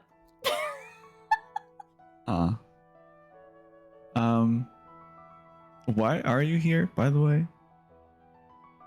Like, I know you told me that you didn't do anything wrong, but fraud? Like, you lied to your parents, or? What? You mean why I was sent here? Yeah. Because this is for juveniles and... No, the whole camp isn't for juveniles. You just got sent to the juvenile cabin. Oh, yeah. Everyone else was behaving fine. Yeah, to our cabin. Because my dad loves me and wants me to make many experiences. Sure. I smile at Fizzle. He's just gonna pat her on the head and be like, all right. Don't ask too many questions. Don't ask too many questions. Your hand is now incredibly sticky. And I'll look at it and be like, okay, don't touch her either.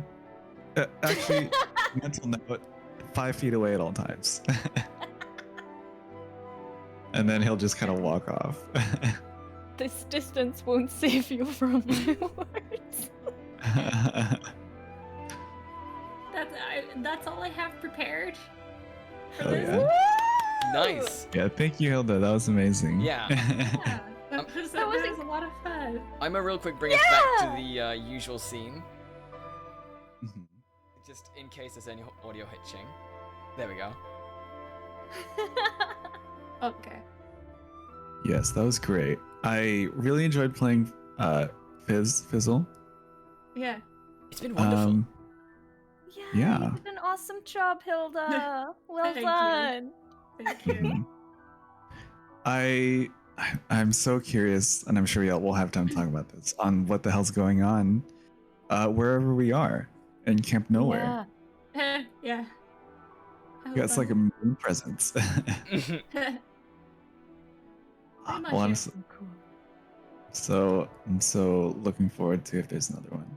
Yeah. I'm glad you guys enjoyed the one shot in Hmm. the horribly chaotic world that I run. So Yes. much. It was so Mhm. enjoyable. I think the chaotic world supports our chaotic characters. Yeah. I S- have to say, sorry. Oh, go ahead. Go ahead. I have to say I wasn't sure if I, because you know how I always talk in my streams. I wasn't sure if I should play a kid, but I think this is fine. Sophia is an enigma. Let me just say. It's surprisingly funny. I mean, your dad is gonna be interesting to try and write. I'm pretty sure none of Sophia's parents are tieflings. They just summoned an actual demon. Accidentally while learning Latin for law school. Oh my god. Yeah, What yeah. if- When what they if tell they- her what if she's an they had, accident. What if they had like a stillbirth and they tried to bring it back, but they actually accidentally brought a demon? Holy shit, that's A lawyer demon. Oh fuck. And then you started ripping the family apart. Like all your family members started dying for mysterious reasons. Oh Yeah. man. Sophia, Like, Sophia's only- first words were, "You owe me."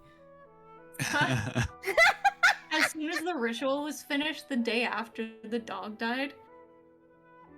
Oh man. yes.